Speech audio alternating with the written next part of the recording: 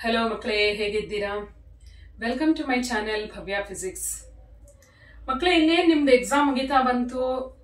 ಇನ್ನೇನು 1 ಮಂತ್ ಅಲ್ಲಿ KCET exam ಬರೀತಾ ಇದ್ದೀರಾ ನೀವು. ಏಪ್ರಿಲ್ 16, 17, 18 ನಿಮ್ದು KSET ಎಕ್ಸಾಮ್ಸ್ ಇರುತ್ತೆ. ಸೊ ಈ 1 ತಿಂಗಳಲ್ಲಿ ನೀವು ಹೆಂಗ್ ಪ್ರಿಪೇರ್ ಆಗಬೇಕು ಅಂದ್ರೆ ಹೈ ವೇಟೇಜ್ ಇರುವ ಚಾಪ್ಟರ್ಸ್ ನ ಆದಷ್ಟು ಪ್ರಿಪೇರ್ ಆಗಬೇಕು, ಓದ್ಬೇಕಾಗತ್ತೆ.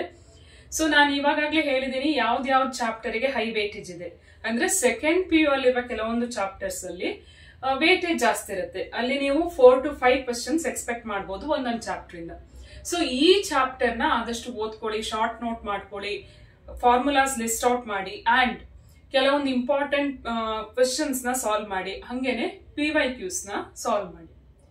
ಸೊ ನಾನು ಇವತ್ತಿನ ವಿಡಿಯೋದಲ್ಲಿ ಹೈ ವೇಟೇಜ್ ಇರುವ ಚಾಪ್ಟರ್ ಅದಂದ್ರೆ ಎಲೆಕ್ಟ್ರಿಕ್ ಚಾರ್ಜಸ್ ಅಂಡ್ ಫೀಲ್ಡ್ಸ್ ಇದ್ರದ್ದು ಶಾರ್ಟ್ ನೋಟ್ ಮಾಡಿದೀನಿ. ಕೆಲವೊಂದು ಪಾಯಿಂಟ್ಸ್ ನ ನಿಮಗೆ ಈ ವಿಡಿಯೋದಲ್ಲಿ ಹೇಳ್ತಾ ಇದ್ದೀನಿ. ಸೊ ಈ ವಿಡಿಯೋದಲ್ಲಿ ನಾನು ಏನು ಅಂದ್ರೆ ಎಲೆಕ್ಟ್ರಿಕ್ ಚಾರ್ಜಸ್ ಫೀಲ್ಡ್ಸ್ ನ ಇಂಪಾರ್ಟೆಂಟ್ ಪಾಯಿಂಟ್ಸ್ ನ ಎಕ್ಸ್ಪ್ಲೇನ್ ಮಾಡಿ PYQs ನ ಎಕ್ಸ್ಪ್ಲೇನ್ ಮಾಡ್ತೀನಿ ಅಂಡ್ ಕಾನ್ಸೆಪ್ಚುಯಲ್ ಕ್ವೆಶ್ಚನ್ಸ್ ನ ಕೆಲವೊಂದನ್ನ ಎಕ್ಸ್ಪ್ಲೇನ್ ಮಾಡ್ತೀನಿ.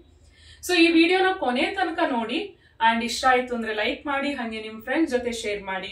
ಹೊಸದಾಗಿ ಈ ವಿಡಿಯೋನ ನೋಡ್ತಾ ಇದ್ರೆ ಸಬ್ಸ್ಕ್ರೈಬ್ ಮಾಡಿ and your little support means a lot for me. So ತಡ ಮಾಡದೆ ವಿಡಿಯೋನ ಶುರು ಮಾಡೋಣಂತೆ. ಸೊ ನಮ್ಗೆ ಎಲೆಕ್ಟ್ರಿಕ್ ಚಾರ್ಜಸ್ ಅಂಡ್ ಫೀಲ್ಡ್ಸ್ ಅಲ್ಲಿ ನಮ್ಗೆ ಗೊತ್ತು, ಇಲ್ಲಿ ಚಾರ್ಜಸ್ ಸ್ಟ್ಯಾಟಿಕ್ ಆಗಿರುತ್ತೆ. ಸೊ ಚಾರ್ಜ್ ಅಂದ್ರೆ ಏನು? It is an intrinsic property of A material ಅಲ್ವಾ. ಸೊ ಈ ಚಾರ್ಜ್ ಸ್ಕೇಲಾರ್ ಕ್ವಾಂಟಿಟಿ, ಇದೆಲ್ಲ ಕಾನ್ಸೆಪ್ಚುಯಲ್ ಕ್ವಶನ್ಸ್. ಓಕೆ, ತುಂಬಾ ಇಂಪಾರ್ಟೆಂಟ್ ಪಾಯಿಂಟ್ಸ್ ಇದೆಲ್ಲಾನು ನೆನ್ಪಿಟ್ಕೋಬೇಕು ನೀವು. Charge is a scalar quantity. Okay, and SI unit of charges coulomb ಆಗಿರುತ್ತೆ and dimensional formula AT. So ಯಾಕೆ dimensional formula A into T ಆಗುತ್ತೆ ಅಂದ್ರೆ ಇಲ್ಲಿ I ನ ಹೆಂಗ್ ಬರಿತೀವಿ ನಾವು? Current is Q/T. So Q is I into T and I and T both are what? Basic or fundamental quantity. Basic ಅಥವಾ fundamental quantity ನಿಮ್ಗೆ ಗೊತ್ತು, ಫಸ್ಟ್ ಇಯರ್ ಅಲ್ಲಿ ಕಲ್ತಿದೀವಿ ನಾವು. Length, mass, time, current, electric current, ಇದೆಲ್ಲ basic quantity ಅಲ್ವಾ. So ಈ base quantity ಅಂದ್ರೆ ಇಲ್ಲಿ I ಅಂದ್ರೆ ಕರೆಂಟ್, ಅದರ ಯೂನಿಟ್ ಏನು? ಆಂಪಿಯರ್. ಸೊ ಇಲ್ಲಿ ನಾವೇನ್ ಬರಿತೀವಿ? AT. Dimensional formula of charge is AT. So ನಾವು ಚಾರ್ಜ್ ಮಾಡಿದಾಗ ಬಾಡಿನ ಎಲ್ಲಿರುತ್ತೆ ಆ charges? Charges always remains on the outer surface of charged body. Okay, ಯಾವತ್ತು ಔಟರ್ ಸರ್ಫೇಸ್ ಅಲ್ಲಿ ಇರುತ್ತೆ. ಆ ಬಾಡಿ ಯೂನಿಫಾರ್ಮ್ಲಿ ಇತ್ತು ಅಂದ್ರೆ ಯೂನಿಫಾರ್ಮ್ ಶೇಪ್ ಇತ್ತು, ಈಗ ಸ್ಫಿಯರ್, ಕ್ಯೂಬ್, ಇದೆಲ್ಲ ಯೂನಿಫಾರ್ಮ್ ಶೇಪ್ ಅಲ್ಲಿ ಇರುತ್ತೆ. ಸ್ಫೆರಿಕಲ್ ಬಾಡಿ ಇರ್ಬೋದು ಅಥವಾ ಸಿಮೆಟ್ರಿಕ್ ಬಾಡಿ ಇತ್ತು ಅಂದ್ರೆ ಚಾರ್ಜಸ್ ಹೆಂಗ್ ಡಿಸ್ಟ್ರಿಬ್ಯೂಟ್ ಆಗುತ್ತೆ? ಯೂನಿಫಾರ್ಮ್ಲಿ ಡಿಸ್ಟ್ರಿಬ್ಯೂಟ್ ಆಗುತ್ತೆ. ಓಕೆ, ಈ ಶೇಪ್ ಯೂನಿಫಾರ್ಮ್ ಆಗಿಲ್ಲ ಅಂದಾಗ ಅಥವಾ ಅಸಿಮೆಟ್ರಿಕ್ ಬಾಡಿ ಇತ್ತು ಅಂದಾಗ ಅವಾಗ ಏನಾಗುತ್ತೆ? ಚಾರ್ಜಸ್ ಯೂನಿಫಾರ್ಮ್ ಆಗಿ ಡಿಸ್ಟ್ರಿಬ್ಯೂಟ್ ಆಗಲ್ಲ. ಓಕೆ, ಅಥವಾ ಎಲ್ಲಾದ್ರೂ ಎಂಡ್ಸ್ ಏನಿತ್ತು, ಶಾರ್ಪ್ ಎಂಡ್ಸ್ ಇತ್ತು ಅಂದಾಗ ಏನಾಗುತ್ತೆ? More charges will be remains, more charges accumulates on the sharp ends. Okay, sharp ends ಇತ್ತು ಅಂದಾಗ ಮೋರ್ ಚಾರ್ಜಸ್ ಇರುತ್ತೆ. ಈಗ ಫಾರ್ ಎಕ್ಸಾಂಪಲ್ ಈ ತರ ಸ್ಫೆರಿಕಲ್ ಬಾಡಿ ಇತ್ತು ಅಂದ್ರೆ ಚಾರ್ಜಸ್ ಏನಾಗುತ್ತೆ? ಯೂನಿಫಾರ್ಮ್ಲಿ ಡಿಸ್ಟ್ರಿಬ್ಯೂಟ್ ಆಗುತ್ತೆ. ಇವಾಗ ಹಿಂಗಿತ್ತು ಅಂದ್ರೆ ಇಲ್ಲಿ ಚಾರ್ಜಸ್ ಜಾಸ್ತಿ ಡಿಸ್ಟ್ರಿಬ್ಯೂಟ್ ಆಗುತ್ತೆ, ಅಂದ್ರೆ ಶಾರ್ಪ್ ಎಂಡ್ಸ್ ಅಲ್ಲಿ ಜಾಸ್ತಿ ಚಾರ್ಜಸ್ ಡಿಸ್ಟ್ರಿಬ್ಯೂಟ್ ಆಗುತ್ತೆ. ಓಕೆ, ಸೊ ಬೆಂಜಮಿನ್ ಫ್ರಾಂಕ್ಲಿನ್ ಏನ್ ಹೇಳ್ತಾರೆ ಅಂದ್ರೆ charges are of 2 kinds, positive charge and negative charge ಅಲ್ವಾ. ಸೊ ನಾವ್ 2 ಬಾಡಿನ ರಬ್ ಮಾಡಿದಾಗ suitable pair of bodies are rubbed against each other. ಏನಾಗುತ್ತೆ? ಒಂದು ಬಾಡಿ ಎಲೆಕ್ಟ್ರಾನ್ಸ್ ನ ಲೂಸ್ ಮಾಡ್ಕೊಳ್ಳುತ್ತೆ ಅಲ್ವಾ. ಸೊ ಆ ಬಾಡಿಗೆ ನಾವೇನಂತ ಕರಿತೀವಿ? ಪಾಸಿಟಿವ್ ಚಾರ್ಜ್ ಬಾಡಿ ಅಂತೀವಿ. ಅಂದ್ರೆ ಏನಾಗುತ್ತೆ? ಇಲ್ಲಿ ಕೆಲವೊಂದು ಎಲೆಕ್ಟ್ರಾನ್ ಒಂದು ಬಾಡಿಯಿಂದ ಹೊರಗೆ ಬರುತ್ತೆ ಅಲ್ವಾ. ಸೊ ಆ ಬಾಡಿಯಲ್ಲಿ ಏನಾಗುತ್ತೆ? ಡೆಫಿಷಿಯನ್ಸಿ ಆಫ್ ಎಲೆಕ್ಟ್ರಾನ್ಸ್ ಕಮ್ಮಿ ಇರುತ್ತೆ. So deficiency of electron are the body is deficit of electron ಅಲ್ವಾ. ಅದನ್ನ ನಾವೇನಂತ ಕರಿತೀವಿ? ಆ ಬಾಡಿನ ಪಾಸಿಟಿವ್ಲಿ ಚಾರ್ಜ್ಡ್ ಬಾಡಿ ಅಂತ ಕರಿತೀವಿ. ಅದರಲ್ಲಿ ಎಲೆಕ್ಟ್ರಾನ್ಸ್ ಕಮ್ಮಿ ಇರುತ್ತೆ. ಎಲೆಕ್ಟ್ರಾನ್ಸ್ ನೆಗೆಟಿವ್ ಚಾರ್ಜ್ ಅಲ್ವಾ. ಒಂದೊಂದು ಎಲೆಕ್ಟ್ರಾನ್ ಹೊರಗೆ ಬಂದಂಗೆ ಏನಾಗ್ತಾ ಹೋಗುತ್ತೆ? ಆ ಬಾಡಿ ಪಾಸಿಟಿವ್ಲಿ ಚಾರ್ಜ್ ಆಗ್ತಾ ಹೋಗುತ್ತೆ. ಓಕೆ, ಸೊ ಈ ಒಂದು body, the body which loses electron is called positive charged body. Okay, ಇನ್ನೊಂದು ಬಾಡಿಯಲ್ಲಿ ಏನಾಗ್ತಾ ಹೋಗುತ್ತೆ? ಎಲೆಕ್ಟ್ರಾನ್ಸ್ ಅಕ್ಯುಮುಲೇಟ್ ಆಗ್ತಾ ಹೋಗುತ್ತೆ. Excess of electrons will be accumulated on another body. ಆ ಬಾಡಿನ ನಾವೇನಂತ ಕರಿತೀವಿ? ನೆಗೆಟಿವ್ಲಿ ಚಾರ್ಜ್ಡ್ ಬಾಡಿ ಅಂತ ಕರಿತೀವಿ ಅಲ್ವಾ. So those body gains electron becomes negatively charged body. ಹಾಗಾಗಿ ಏನಾಗುತ್ತೆ ಇಲ್ಲಿ, if a body gets positive charge it's mass slightly decreases. ಇದೆಲ್ಲ ಸಿಇಟಿ ಪಾಯಿಂಟ್, ಇದೆಲ್ಲ ಕೇಳ್ತಾರೆ ಸಿಇಟಿಯಲ್ಲಿ. Okay, concept based questions. So ಬಾಡಿಯಲ್ಲಿ ನೀವು ಎಕ್ಸ್ಟ್ರಾ ಎಲೆಕ್ಟ್ರಾನ್ ಹಾಕಿದ್ರೆ ಏನಾಗುತ್ತೆ, ಎಲೆಕ್ಟ್ರಾನ್ ಅಲ್ಲಿ ಒಂದೊಂದು ಎಲೆಕ್ಟ್ರಾನಿಗೂ ಏನಿರುತ್ತೆ, ಮಾಸ್ ಇರುತ್ತೆ.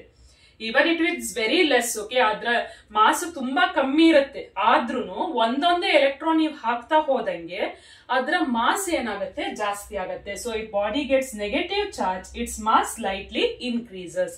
ಇದೆಲ್ಲ ಗೊತ್ತಿರಬೇಕಾದ ಪಾಯಿಂಟ್ ಮಕ್ಕಳೇ. ಓಕೆ, ಸೊ ಈಗ ಚಾರ್ಜ್ ಇದೆಯೋ ಇಲ್ವೋ ಅಂತ ಬಾಡಿಯಲ್ಲಿ ಹೆಂಗ್ ಗೊತ್ತಾಗುತ್ತೆ, ನಾವೇನು ಯೂಸ್ ಮಾಡ್ತೀವಿ, electroscope. Okay, gold leaf electroscope is use to detect the presence of charge on a body. Okay, ಮುಂದೆ ಹೋಗುದಾದ್ರೆ ಏನೆಲ್ಲ ಬೇಸಿಕ್ ಪ್ರಾಪರ್ಟೀಸ್ ಆಫ್ ಚಾರ್ಜ್ ಅನ್ನೋದು ನಾವು ಥಿಯರಿಯಲ್ಲಿ ಕಲ್ತಿದೀವಿ, ಅದಕ್ಕೆ ರಿಲೇಟೆಡ್ ಕೆಲವೊಂದು ಕ್ವಶನ್ಸ್ ಸಿಇಟಿಯಲ್ಲಿ ಕೇಳಬಹುದು. Okay, so charge is additive in nature ಅಲ್ವಾ. ಅಂದ್ರೆ ಟೋಟಲ್ ಚಾರ್ಜ್ ಹೆಂಗ್ ಕ್ಯಾಲ್ಕುಲೇಟ್ ಮಾಡ್ತೀವಿ, it is algebraic sum of charges on a body. ಈಗ ಕೆಲವೊಂದ್ ಕಡೆ ಪ್ಲಸ್ ಚಾರ್ಜಸ್ ಇರುತ್ತೆ, ಕೆಲವೊಂದ್ ಕಡೆ ಮೈನಸ್ ಚಾರ್ಜಸ್ ಇರುತ್ತೆ. ಇದೆಲ್ಲಾನ ಒಟ್ಟು ಆಡ್ ಮಾಡೋದಕ್ಕೆ ನಾವ್ ಏನಂತೀವಿ, ಚಾರ್ಜಸ್ ಅಡಿಟಿವ್ ಇನ್ ನೇಚರ್ ಅಂದ್ರೆ algebraic sum of charges in a given system is called as total charge in a body. ಅಂದ್ರೆ ನಾವೇನ್ ಮಾಡ್ತೀವಿ, ಇಲ್ಲಿ ಆಡ್ ಮಾಡ್ತೀವಿ. ಅದರ ಒಂದು ಸಿಂಬಲ್ ನ ತಗೊಂಡು, ಪ್ಲಸ್ ಇತ್ತು ಅಂದ್ರೆ ಪ್ಲಸ್ ತಗೋಬೇಕು, ನೆಗೆಟಿವ್ ಚಾರ್ಜಸ್ ಇತ್ತು ಅಂದ್ರೆ ಮೈನಸ್ ತಗೊಂಡು ಆಡ್ ಮಾಡ್ಬೇಕು. ಈಗ ಕೆಲವೊಂದು +6 ಇತ್ತು, ಕೆಲವೊಂದ್ ಕಡೆ -3 ಇದೆ ಅಂದಾಗ ಆಡ್ ಮಾಡ್ತೀವಿ. +6 -3 ಅಂದ್ರೆ +3e ಬರುತ್ತೆ. ಈ ತರ charge is additive in nature, charge is conserved ಅಲ್ವಾ. ಚಾರ್ಜ್ ಏನಾಗುತ್ತೆ, ಕನ್ಸರ್ವ್ಡ್ ಆಗಿರುತ್ತೆ. Total charge in system remains 0. ಅಂದ್ರೆ ಈಗ ರಬ್ ಮಾಡ್ತೀವಿ, before rubbing both are neutral body. Okay, charge on each body is 0. Neutral ಅಂತ ನಾವ್ ಏನ ಕರಿತೀವಿ ಅಂದ್ರೆ, ಒಂದು ಬಾಡಿಯಲ್ಲಿ ಏನಿರುತ್ತೆ, ಪ್ರೋಟಾನ್. ಈಗ ಒಂದು body is made up of atoms ಅಲ್ವಾ. ಸೊ ಆಟಮ್ ಅಲ್ಲಿ ಏನಿರುತ್ತೆ, ಎಲೆಕ್ಟ್ರಾನ್ಸ್ ಇರುತ್ತೆ, ನ್ಯೂಕ್ಲಿಯಸ್ ಇರುತ್ತೆ. ನ್ಯೂಕ್ಲಿಯಸ್ ಒಳಗೆ ಏನಿರುತ್ತೆ, ಆಟಮ್ಸ್ ಒಳಗಡೆ ಏನಿರುತ್ತೆ, ನ್ಯೂಕ್ಲಿಯಸ್ ಇರುತ್ತೆ. ಆ ನ್ಯೂಕ್ಲಿಯಸ್ ಅಲ್ಲಿ ಏನಿರುತ್ತೆ, proton and neutrons. Protons are positive in charge. Okay, and electrons are revolving around the protons or nucleus ಅಲ್ವಾ. ಈ ಎಲೆಕ್ಟ್ರಾನ್ ಮತ್ತೆ ಪ್ರೋಟಾನ್ ನಂಬರ್ ಸೇಮ್ ಇರುತ್ತೆ. Number of proton and electrons are always equal in number of proton and electrons are equal and they are opposite kind of charges. Proton ಗೆ positive ಇರುತ್ತೆ, electron ಗೆ negative ಇರುತ್ತೆ. So ಅವಾಗ total charge ಏನಾಗುತ್ತೆ, 0 ಆಗುತ್ತೆ. So ಒಂದು atom ಇನ charge ಎಷ್ಟು ಅಂದ್ರೆ, atom is electrically neutral, charge 0 ಆಗಿರುತ್ತೆ. ಹಂಗೆ ಒಂದು ಮೆಟೀರಿಯಲ್ ನೀವು ತಗೊಂಡ್ರೆ, ಈಗ ಸಿಲ್ಕ್ ಕ್ಲಾತ್ ಅಂತ ಇದೆ ನಿಮ್ಮ ಹತ್ರ.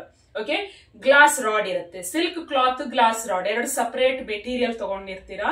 ಅದರ ಎರಡರದ್ದು ಚಾರ್ಜ್ ಏನಾಗಿರುತ್ತೆ, ಇನಿಷಿಯಲಿ 0 ಇರುತ್ತೆ.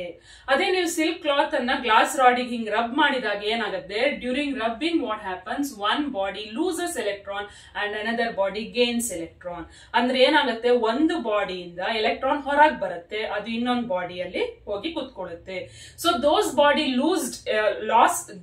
body lost electron becomes positive in charge and those body gained electron becomes negative in charge. ಅಂದ್ರೆ ಮೊದಲು ರಬ್ ಮಾಡೋ ಮೊದಲು ಟೋಟಲ್ ಚಾರ್ಜ್ ಏನಾಗಿತ್ತು, 0 ಇತ್ತು. ರಬ್ ಮಾಡಾದ್ಮೇಲೆ ಒಂದಕ್ಕೆ ಪಾಸಿಟಿವ್ ಚಾರ್ಜ್ ಇರುತ್ತೆ, ಇನ್ನೊಂದಕ್ಕೆ ನೆಗೆಟಿವ್ ಚಾರ್ಜ್ ಇರುತ್ತೆ. ಎರಡನ್ನ ಆಡ್ ಮಾಡಿದ್ರೆ ಮತ್ತೆ ಏನಾಗುತ್ತೆ, 0 ಸಿಗುತ್ತೆ. ಅಂದ್ರೆ here what happen, charge is conserved. ಈ pair production, annihilation of matter, ಇಲ್ಲೆಲ್ಲ ನ್ಯೂಕ್ಲಿಯರ್ ರಿಯಾಕ್ಷನ್ ಅಲ್ಲಿ ಏನಾಗುತ್ತೆ ಅಂದ್ರೆ ಚಾರ್ಜ್ ಇಸ್ ಕನ್ಸರ್ವ್ಡ್. ಓಕೆ, ಇದು ಎಕ್ಸಾಂಪಲ್. ಅರ್ಥ ಆಯ್ತಲ್ಲ ಮಕ್ಕಳೇ, ಚಾರ್ಜ್ ಇಸ್ ಕನ್ಸರ್ವ್ಡ್ ಗೆ ಎಕ್ಸಾಂಪಲ್ ಯಾವುದು, ನ್ಯೂಕ್ಲಿಯರ್ ರಿಯಾಕ್ಷನ್, ಫ್ಯೂಷನ್ ರಿಯಾಕ್ಷನ್ ಆಗಿರ್ಬೋದು, ಅಥವಾ pair production, annihilation of matter, ಇದೆಲ್ಲ example for charge is conserved. ಹಂಗೆ ಇನ್ನೊಂದು ಪ್ರಾಪರ್ಟಿ ನೋಡೋದಾದ್ರೆ, ಚಾರ್ಜ್ ಇಸ್ ಕ್ವಾಂಟೈಸ್ಡ್ ಅಲ್ವಾ. ಅಂದ್ರೆ ಎಲೆಕ್ಟ್ರಾನ್ ಒಂದಿಂದ ಇನ್ನೊಂದಕ್ಕೆ ಹೋಗುತ್ತೆ ಅಂದ್ರೆ ಹೆಂಗ್ ಹೋಗುತ್ತೆ, ಚಾರ್ಜ್ ಇಸ್ ಕ್ವಾಂಟೈಸ್ಡ್. ಅಂದ್ರೆ discrete amount of electrons travels from one body to another body. ಅಂದ್ರೆ ಒಂದೇ ಎಲೆಕ್ಟ್ರಾನ್ ಹೋಗುತ್ತೆ. ಈಗ 1 ಎಲೆಕ್ಟ್ರಾನ್ ಹೋಗುತ್ತೆ, ಅಥವಾ 2 ಎಲೆಕ್ಟ್ರಾನ್ ಹೋಗ್ಬೋದು, ಅಥವಾ 3 ಎಲೆಕ್ಟ್ರಾನ್ ಹೋಗ್ಬೋದು. So here half electron or 1/4 electron is not moving ಅಲ್ವಾ. ಅಂದ್ರೆ ಇಲ್ಲಿ ಏನಿರುತ್ತೆ ಅಂದ್ರೆ, discrete amount of electron is moving from one body to another. So charge is quantized ಅಂದ್ರೆ Q is +Ne or -Ne. 1 electron ಹೋಯ್ತು ಅಂದ್ರೆ ನಾವು n ಅನ್ನ 1 ಅಂತ ತಗೋತೀವಿ. So charge on a body is 1e ಅಂತ ಬರಿತೀವಿ. ಓಕೆ, ಸೊ 2 ಎಲೆಕ್ಟ್ರಾನ್ ಹೋಯ್ತು ಅಂದ್ರೆ 2e ಅಂತ ಬರಿತೀವಿ. ಹಾಗೆ 10 ಎಲೆಕ್ಟ್ರಾನ್ ಒಂದಿಂದ ಇನ್ನೊಂದಕ್ಕೆ ಮೂವ್ ಆಯ್ತು ಅಂದ್ರೆ ಸಿ ಒಂದು ಬಾಡಿಯಲ್ಲಿ ಚಾರ್ಜ್ ಕಮ್ಮಿ ಆಗುತ್ತೆ ಅಂದ್ರೆ ಎಲೆಕ್ಟ್ರಾನ್ ಮೂವ್ ಆಗೋದ್ರಿಂದ ಅದ್ ಬಾಡಿ ಏನಾಗುತ್ತೆ +10e ಆಗುತ್ತೆ, ಪಾಸಿಟಿವ್ ಇನ್ ಚಾರ್ಜ್ ಆಗುತ್ತೆ. ಇನ್ನೊಂದು ಬಾಡಿಯಲ್ಲಿ 10 ಎಲೆಕ್ಟ್ರಾನ್ ಹೋಗಿ ಕೂತ್ಕೊಳ್ಳೋದ್ರಿಂದ ಅದಕ್ಕೆ ಎಕ್ಸೆಸ್ ಆಫ್ ಎಲೆಕ್ಟ್ರಾನ್ಸ್ ಇರೋದ್ರಿಂದ ಅದನ್ನ ಚಾರ್ಜಸ್ ನೆಗೆಟಿವ್ ಅಂತೀವಿ. ಸೊ -10e ಅಂತ ಬರಿತೀವಿ. So charges ಕ್ವಾಂಟೈಸ್ಡ್.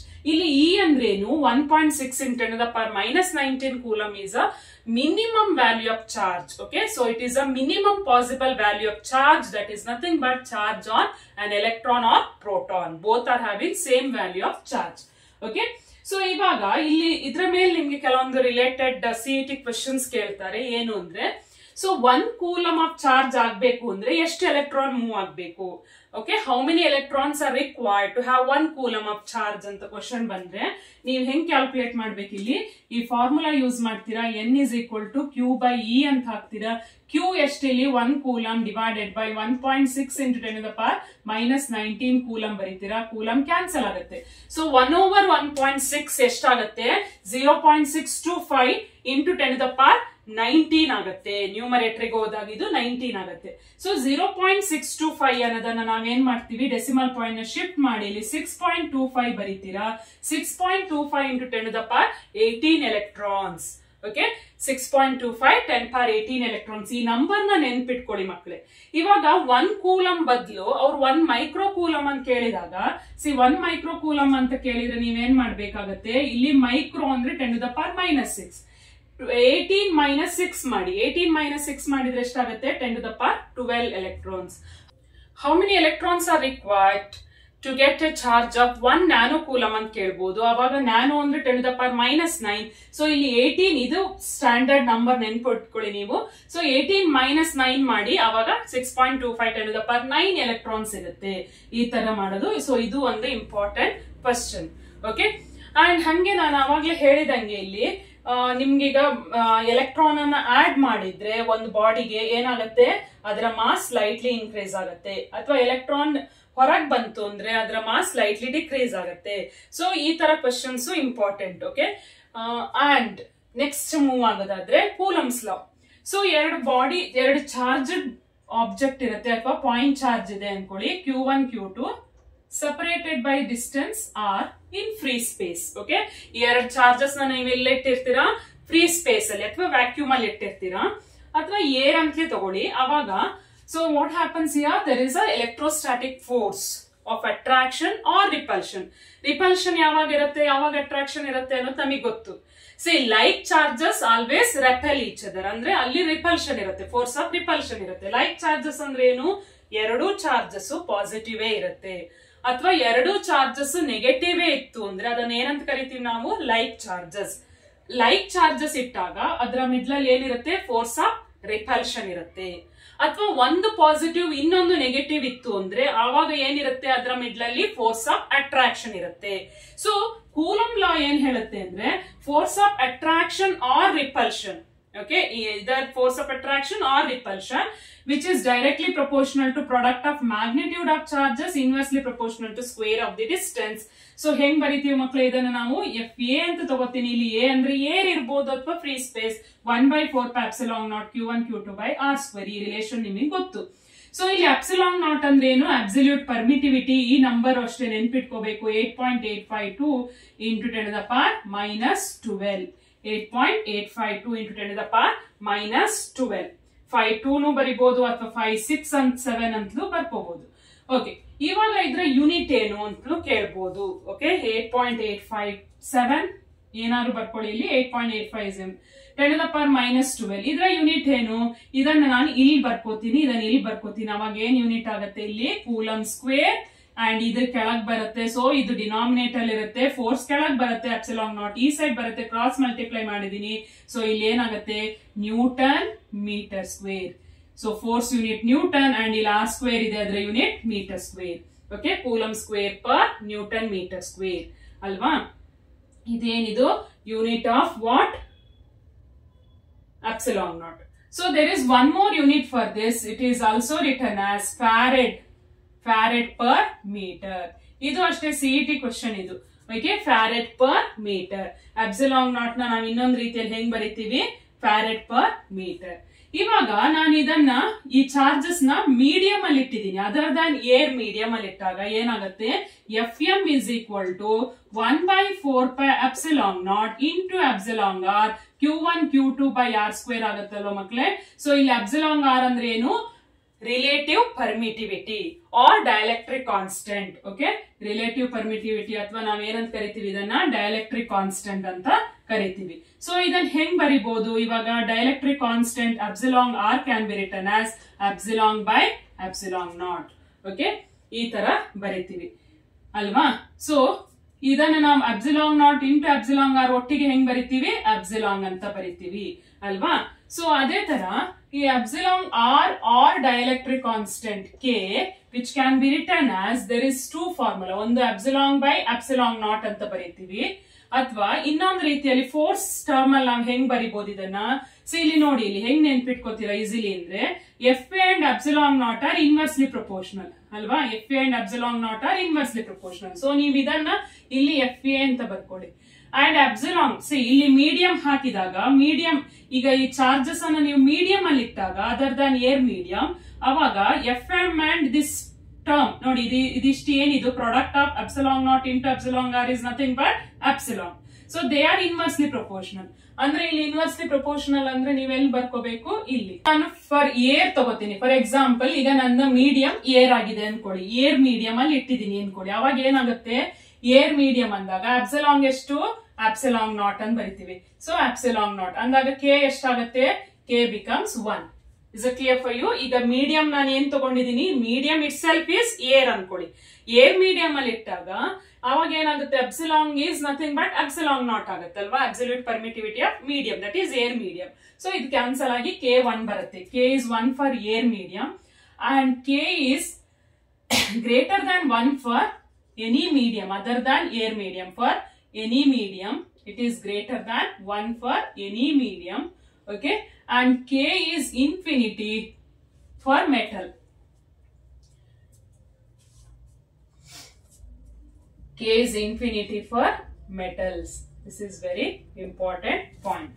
Okay, so hangene ಈಗ ಕೂಲಂಬ್ಸ್ ಲಾ ನ ನಾವು ನೋಡೋದಾದ್ರೆ, ಸೊ ನಾವು ವೆಕ್ಟರ್ ಫಾರ್ಮ್ ಅಲ್ಲಿ ಹೆಂಗ್ ಬರಿತೀವಿ ಅನ್ನೋದು ನಿಮಗೆ ಗೊತ್ತಿಲ್ಲ. F12 ಅಂದ್ರೆ force on first charge due to second. ಹೆಂಗ್ ರೇಟ್ ಮಾಡ್ತೀವಿ ಇದನ್ನ, force on 1 due to 2. So ಇದೆರಡು ಲೈಕ್ ಚಾರ್ಜಸ್ ಅಂದ್ರೆ ಏನ್ ಮಾಡುತ್ತೆ, ಇದು ಸೆಕೆಂಡ್ ಚಾರ್ಜ್ ಫಸ್ಟ್ ಚಾರ್ಜಸ್ ನ ತಳ್ಳುತ್ತೆ ಅಲ್ವಾ. ಸೊ ರಿಪಲ್ಸಿವ್ ಫೋರ್ಸ್ ಈ ಡೈರೆಕ್ಷನ್ ಅಲ್ಲಿ ಇರುತ್ತೆ F12 ಅಲ್ವಾ. ಇದನ್ನ ನಾವು ಹೆಂಗ್ ಬರಿತೀವಿ, 1/4πε0 ಮ್ಯಾಗ್ನಿಟ್ಯೂಡ್ ನ Q1 Q2 divided by R square into R12 cap ಅಂತ ಬರಿತೀವಿ. ಸಿಮಿಲರ್ಲಿ ನಾವು force on second due to first ಹೆಂಗ್ ಬರಿತೀವಿ, ಮ್ಯಾಗ್ನಿಟ್ಯೂಡ್ ಸೇಮ್ ಇರುತ್ತೆ ಅಲ್ವಾ ಮಕ್ಕಳೇ, ಬಟ್ ಡೈರೆಕ್ಷನ್ ಏನಾಗಿರುತ್ತೆ, opposite direction. So R21 cap ಅಂದ್ರೆ ಇಲ್ಲಿ ನಮಗೆ ಏನ್ ಗೊತ್ತಾಗುತ್ತೆ, these two forces are equal in magnitude but opposite in direction. So ನಾವ್ ಈ ತರ ಬರಿತೀವಿ ಅಲ್ವಾ. ಅಂದ್ರೆ ಇಲ್ಲಿ Coulomb's law obeys Newton's third law of motion. This is one CET point. CET point ಇದು ನೀವು ಏನ್ ಮಾಡ್ಬೇಕು, ನಾನು ಹೇಳ್ತಾ ಹೋದಂಗೆ ಒಂದೊಂದೇ ಪಾಯಿಂಟ್ ನ ನೋಟ್ ಮಾಡ್ಕೋಬೇಕು. ಯಾವ್ದು ಸಿಇಟಿ ಪಾಯಿಂಟ್ ಅಂತ ನಾನು ಹೇಳ್ತಾ ಇದ್ದೀನಿ ಎಲ್ಲಾನು ಮೆನ್ಷನ್ ಮಾಡ್ತೀನಲ್ವಾ, ಅದನ್ನ ಬರ್ಕೋಬೇಕು. So here Coulomb's law obeys what, Newton's third law of motion. ಇದೆಲ್ಲ ಕಾನ್ಸೆಪ್ಚುವಲ್ ಕ್ವಶನ್ ಮಕ್ಕಳೇ. ನಿಮಗೆ ಕಾನ್ಸೆಪ್ಟ್ ಅರ್ಥ ಆಯ್ತು ಅಂದ್ರೆ ಇದೆಲ್ಲ ಆನ್ಸರ್ ಮಾಡಬಹುದು easily. See concept based question ಈಗ ನೀವೇನ್ ಮಾಡ್ಬೇಕು ಅಂದ್ರೆ ಜಾಸ್ತಿ ಟೈಮ್ ತಗೋಬಾರ್ದು ಆನ್ಸರ್ ಮಾಡಕ್ಕೆ ಅಲ್ವಾ. ಸೊ 1 minute ತಗೋಬಾರ್ದು ಇಲ್ಲಿ, ಯಾಕೆಂದ್ರೆ ಅಪ್ಲಿಕೇಶನ್ ಬೇಸ್ಡ್ ಕ್ವಶನ್ ಇರುತ್ತೆ ಅಥವಾ ನ್ಯೂಮರಿಕಲ್ ಬೇಸ್ಡ್ ಕ್ವಶನ್ಸ್ ಬರುತ್ತೆ ಅಲ್ವಾ. ಸಿ ಫಿಸಿಕ್ಸ್ ಅಲ್ಲಿ ಯಾವತ್ತು ಒಂದ ಕಾನ್ಸೆಪ್ಚುವಲ್ ಕ್ವಶನ್ಸ್ ಇರುತ್ತೆ, ಅದೆಲ್ಲ ನಿಮ್ಮ ರಿಮೆಂಬರ್ ಮೇಲ್ ಹೋಗುತ್ತೆ. ಓಕೆ, ಅಂದ್ರೆ ನೀವು ಎಷ್ಟು ನೆನ್ಪಿಟ್ಕೊಂಡಿದ್ದೀರಾ ಅದ್ರ ಮೇಲೆ ಹೋಗುತ್ತೆ ಕಾನ್ಸೆಪ್ಚುವಲ್ ಕ್ವಶನ್ಸ್. ಓಕೆ, ಅದೆಲ್ಲ ಈಸಿಲಿ ಆನ್ಸರ್ ಮಾಡಬಹುದು, ಬೇಗನೆ ಆನ್ಸರ್ ಮಾಡ್ಬೇಕಾಗತ್ತೆ.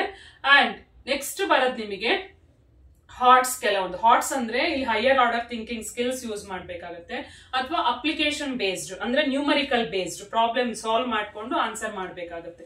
ಅದಕ್ಕೆಲ್ಲ ನೀವು ಟೈಮ್ ತಗೋಬೇಕಾಗತ್ತೆ. ಸೊ ಟೈಮ್ ನೀವು ಇಲ್ಲಿ ಇದನ್ನ ಕನ್ಸ್ಯೂಮ್ ಮಾಡ್ಕೋ, ಇಲ್ಲಿ ಜಾಸ್ತಿ ಟೈಮ್ ಕನ್ಸ್ಯೂಮ್ ಮಾಡಬಾರ್ದು. ಯಾವ್ದ್ರಲ್ಲಿ, ಕಾನ್ಸೆಪ್ಚುವಲ್ ಕ್ವಶನ್ ಅನ್ನ ನೋಡ್ಕೋಬೇಕು, ಎಲ್ಲ 4 ಆಪ್ಷನ್ಸ್ ನ ಓದ್ಕೋಬೇಕು, ಆದಷ್ಟು ಬೇಗ ಟಿಕ್ ಮಾಡ್ಕೋಬೇಕು. ಓಕೆನಾ. ಸೊ ನೆಕ್ಸ್ಟ್ ನಾವು ನೋಡೋದಾದ್ರೆ, so coulombs law obeys what, Newton's third law of motion.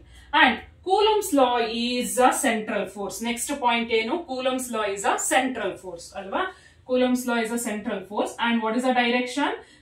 force is always acting along the direction of along the line joining two charges. ಇದೆಲ್ಲ ಪಾಯಿಂಟ್ಸ್ ನೆನ್ಪಿಟ್ಕೋ. ಐಡೆಂಟಿಕಲ್ ಸ್ಪಿಯರ್ ಅಂದಾಗ ಅದು ಒಂದೇ ತರ ಇರುತ್ತೆ, ಅದರ ಶೇಪ್ ಸೈಜ್ ಎಲ್ಲ ಒಂದೇ ತರ ಇರುತ್ತೆ.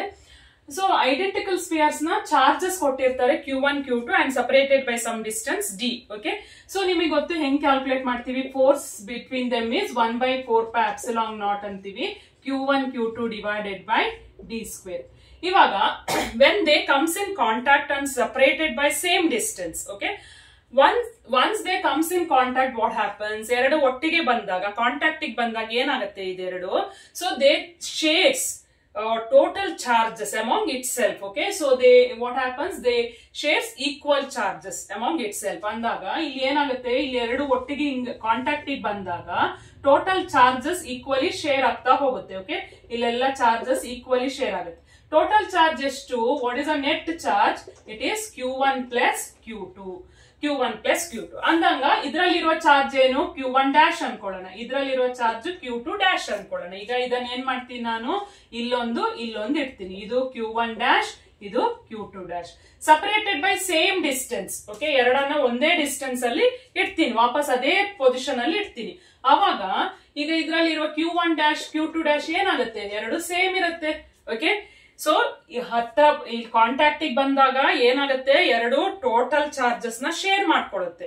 ಓಕೆ, ಸೊ ಒಟ್ಟಿಗೆ ಇಟ್ಟಾಗ total charges are equally distributed among themselves, among that two conductors. So ಹೆಂಗ್ ಕ್ಯಾಲ್ಕುಲೇಟ್ ಮಾಡ್ತೀವಿ ಇದನ್ನ? Q1 Q2 Q1 plus Q2 divided by 2.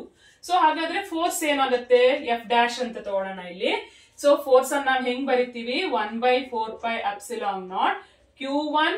ನೋಡಿ ಇಲ್ಲಿ ನಾನು ಇದನ್ನ ಹೆಂಗ್ ಬರಿತೀನಿ ಅಂದ್ರೆ Q1 dash Q2 dash by d square ಅಂತ ಬರಿತೀನಿ. ಓಕೆನಾ? ಇವಾಗ ಕ್ವಶನ್ ಏನು ಅಂದ್ರೆ F ಡ್ಯಾಶ್ ಬೈ F ಏನ್ expression? F dash by F ಗೆ ಎಕ್ಸ್ಪ್ರೆಷನ್ ಏನು ಅಂದ್ರೆ, ಸೊ ಇಲ್ಲಿ 1/4πε0 ಕಾಮನ್, ಎರಡರಲ್ಲೂ d ಸ್ಕ್ವೇರ್ ಕಾಮನ್, ಕ್ಯಾನ್ಸಲ್ ಮಾಡೋಣ. ಉಳಿದಿದ್ದೇನು? Q1 dash Q2 dash divided by ಇಲ್ಲಿ ಏನು ಉಳಿಯುತ್ತೆ? Q1 Q2. ಓಕೆ, ಸೊ ಅಂದ್ರೆ ಇಲ್ಲಿ ಹೆಂಗ್ ಬರಿತೀವಿ ನಾವು ಇದನ್ನ? F dash by F is Q1 dash Q2 dash ಏನು? Q1 plus Q2 divided by Q1 by Q2 whole square ಅಲ್ವಾ? ಇದೆರಡು ಸಲ ಮಲ್ಟಿಪ್ಲೈ ಆಗುತ್ತಲ್ವಾ? Divided by 4 times Q1 Q2. ಇದು ಫಾರ್ಮುಲಾ. ಓಕೆ, ಈ ತರ ಕೆಲವೊಂದೆಲ್ಲ ನೀವು ಫಾರ್ಮುಲಾನ ಸಿಂಪ್ಲಿಫೈ ಮಾಡ್ಕೊಂಡು ಇಟ್ಕೊಂಡ್ರೆ ನಿಮ್ಗೆ ಈಸಿ ಆಗುತ್ತೆ. ಇದೇ ತರ ಇನ್ನೊಂದು ಪಾಯಿಂಟ್ ಏನು ಅಂದ್ರೆ, ಈಗ ಇಲ್ಲಿ ಎರಡು ಚಾರ್ಜಸ್ ಇರುತ್ತೆ, Q1 Q2. Okay, separated by some distance. Let us consider the distance is R. So I placed one dielectric slab, okay, of constant K. ಅದರ ಥಿಕ್ನೆಸ್ T ಅಂತ ಅನ್ಕೊಳ್ಳೋಣ, ಥಿಕ್ನೆಸ್ T ಅನ್ಕೊಳ್ಳೋಣ. ಓಕೆ, ಸೊ ಏನಾಗುತ್ತೆ, ನಾವು force ಈಗ F ಅಂದ್ರೇನು? Force between two charges, right? Force between two charges when charge is placed in air medium. ನಿಮ್ಗೆ expression ಗೊತ್ತು. ಇವಾಗ ನಾನು ಏನ್ ಮಾಡ್ತೀನಿ, ಈ ಎರಡು ಚಾರ್ಜಸ್ ಮಿಡ್ಲ್ ಅಲ್ಲಿ ಒಂದು ಡೈಎಲೆಕ್ಟ್ರಿಕ್ ಸ್ಲಾಬ್ ಇಟ್ಟಾಗ ಏನಾಗುತ್ತೆ? ಡೈಎಲೆಕ್ಟ್ರಿಕ್ ಸ್ಲಾಬ್ ಇಟ್ಟಾಗ ಅದರ ಫೋರ್ಸ್ ಚೇಂಜ್ ಆಗುತ್ತೆ. ಹೆಂಗ್ ಬರಿತೀವಿ ಅದನ್ನ? FA/K ಅಂತ ಬರಿತೀವಿ ಅಲ್ವಾ ಮಕ್ಕಳೇ? ಇದು ಅಷ್ಟೇ very very important point. Okay, very important point. When dielectric slab is placed, then what happens? Force decreases. ಯಾಕೆ ಡಿಕ್ರೀಸ್ ಆಗುತ್ತೆ? ಫೋರ್ಸ್ ಯಾಕೆ ಡಿಕ್ರೀಸ್ ಆಗುತ್ತೆ? ಸಿ, ಡೈಎಲೆಕ್ಟ್ರಿಕ್ ಸ್ಲಾಬ್ ಇದೆ ಇಲ್ಲಿ. Dielectric slab of dielectric constant is given ಅಲ್ವಾ?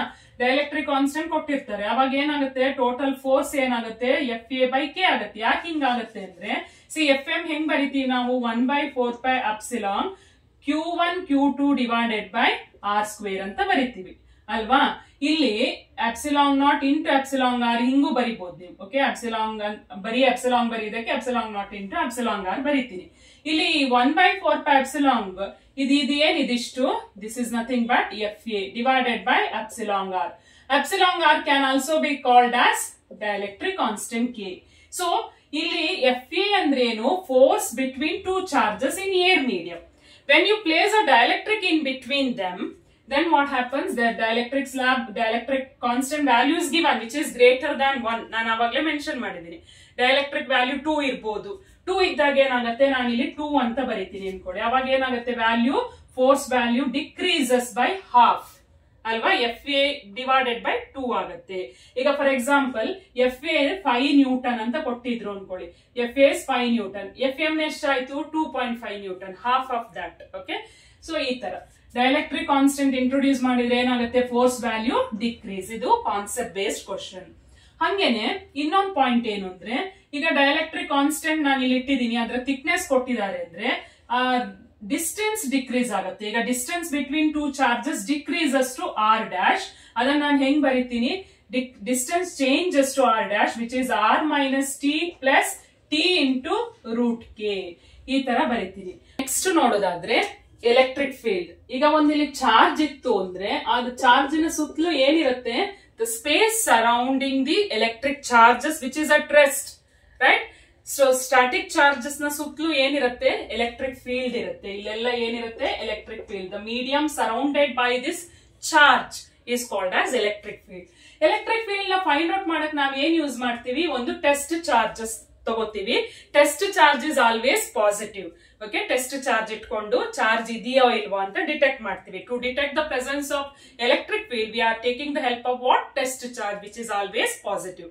ಆ ಒಂದು ಟೆಸ್ಟ್ ಚಾರ್ಜ್ ನ ಪ್ರೆಸೆನ್ಸ್ ಇಲ್ಲಿರೋ ಎಲೆಕ್ಟ್ರಿಕ್ ಫೀಲ್ಡ್ ಗೆ ಯಾವುದೇ ತರ ಒಂದು ಅಫೆಕ್ಟ್ ಮಾಡೋದಿಲ್ಲ. Okay, so test charge does not affect the presence of electric field due to this charge. What is this charge called as? Source charge.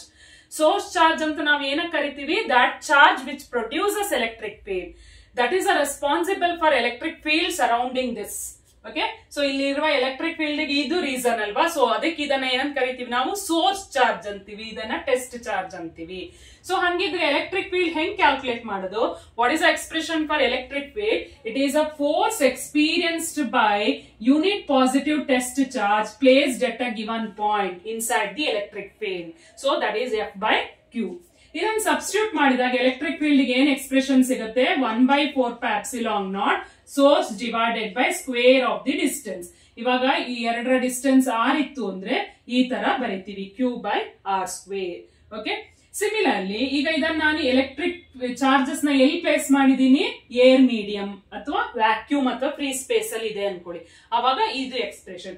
ಈಗ ಇಲ್ಲಿ ಏನಾದ್ರು ಒಂದು ಮೀಡಿಯಂ ಇದೆ ಅನ್ಕೊಳ್ಳಿ. ಮೀಡಿಯಂ ಅಂದಾಗ ಅದಕ್ಕೆ ಏನಿರುತ್ತೆ? ಡೈಎಲೆಕ್ಟ್ರಿಕ್ ಕಾನ್ಸ್ಟೆಂಟ್ ಇರುತ್ತೆ. ಆ ಮೀಡಿಯಂ ಅಲ್ಲಿ ಏನಿರುತ್ತೆ? ಡೈಎಲೆಕ್ಟ್ರಿಕ್ ಕಾನ್ಸ್ಟೆಂಟ್ ಇರುತ್ತೆ. ಅವಾಗ ನಾವು ಹೆಂಗ್ ಬರಿತೀವಿ? Electric field due to charge which is placed in an medium. How to write? It is 1/4πε0 into εr Q/r². ಇಲ್ಲಿ ಒಂದು ಎಕ್ಸ್ಟ್ರಾ ಟರ್ಮ್ ಇದೆಯಲ್ಲ εr. ಸೊ ಅದನ್ನ ಏನಂತ ಕರಿತೀವಿ? Relative permittivity or dielectric constant. Okay, so ಆದಾಗ ಏನಾಗುತ್ತೆ? ಇದೆಲ್ಲ ಎಕ್ಸ್ಪ್ರೆಷನ್ ಇಲ್ಲಿ ಬರ್ದಿದ್ದೀನಿ, EA divided by εr or dielectric constant. So dielectric constant ಯಾವತ್ತು ಎಷ್ಟಿರುತ್ತೆ? See, dielectric constant is 1 for air medium. ಈಗ ಇದನ್ನ ನೀವಿಲ್ಲಿ 1 ಅಂತ ಬರೆದ್ರೆ EM is equal to EA ಆಗುತ್ತೆ. ಅಂದ್ರೆ ಈ ಚಾರ್ಜ್ ಎಲ್ಲಿ ಪ್ಲೇಸ್ ಮಾಡಿದೀವಿ ನಾವು? ಏರ್ ಮೀಡಿಯಂ ಅಲ್ಲಿ. ಏರ್ ಮೀಡಿಯಂ ಅಲ್ಲಿ ಇಟ್ಟಾಗ EM ಅಂದ್ರೆ EA. What is EM? Electric field due to charge placed in air medium.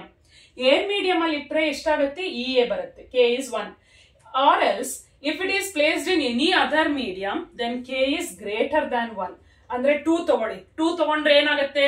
EM ಎಷ್ಟಾಗುತ್ತೆ? Electric field due to charge placed in other medium other than air medium ಅಂದಾಗ ಏನಾಗುತ್ತೆ? ಇಲ್ಲಿ EA by, for example K2 ಅಂತ ತಗೊಂಡ್ರೆ EA/2 ಅಂದ್ರೆ half of that original number. ಅರ್ಥ ಆಯ್ತಲ್ಲ ಮಕ್ಕಳೇ? So as dielectric constant increases, electric field decreases. Electric field decrease ಆಗುತ್ತೆ.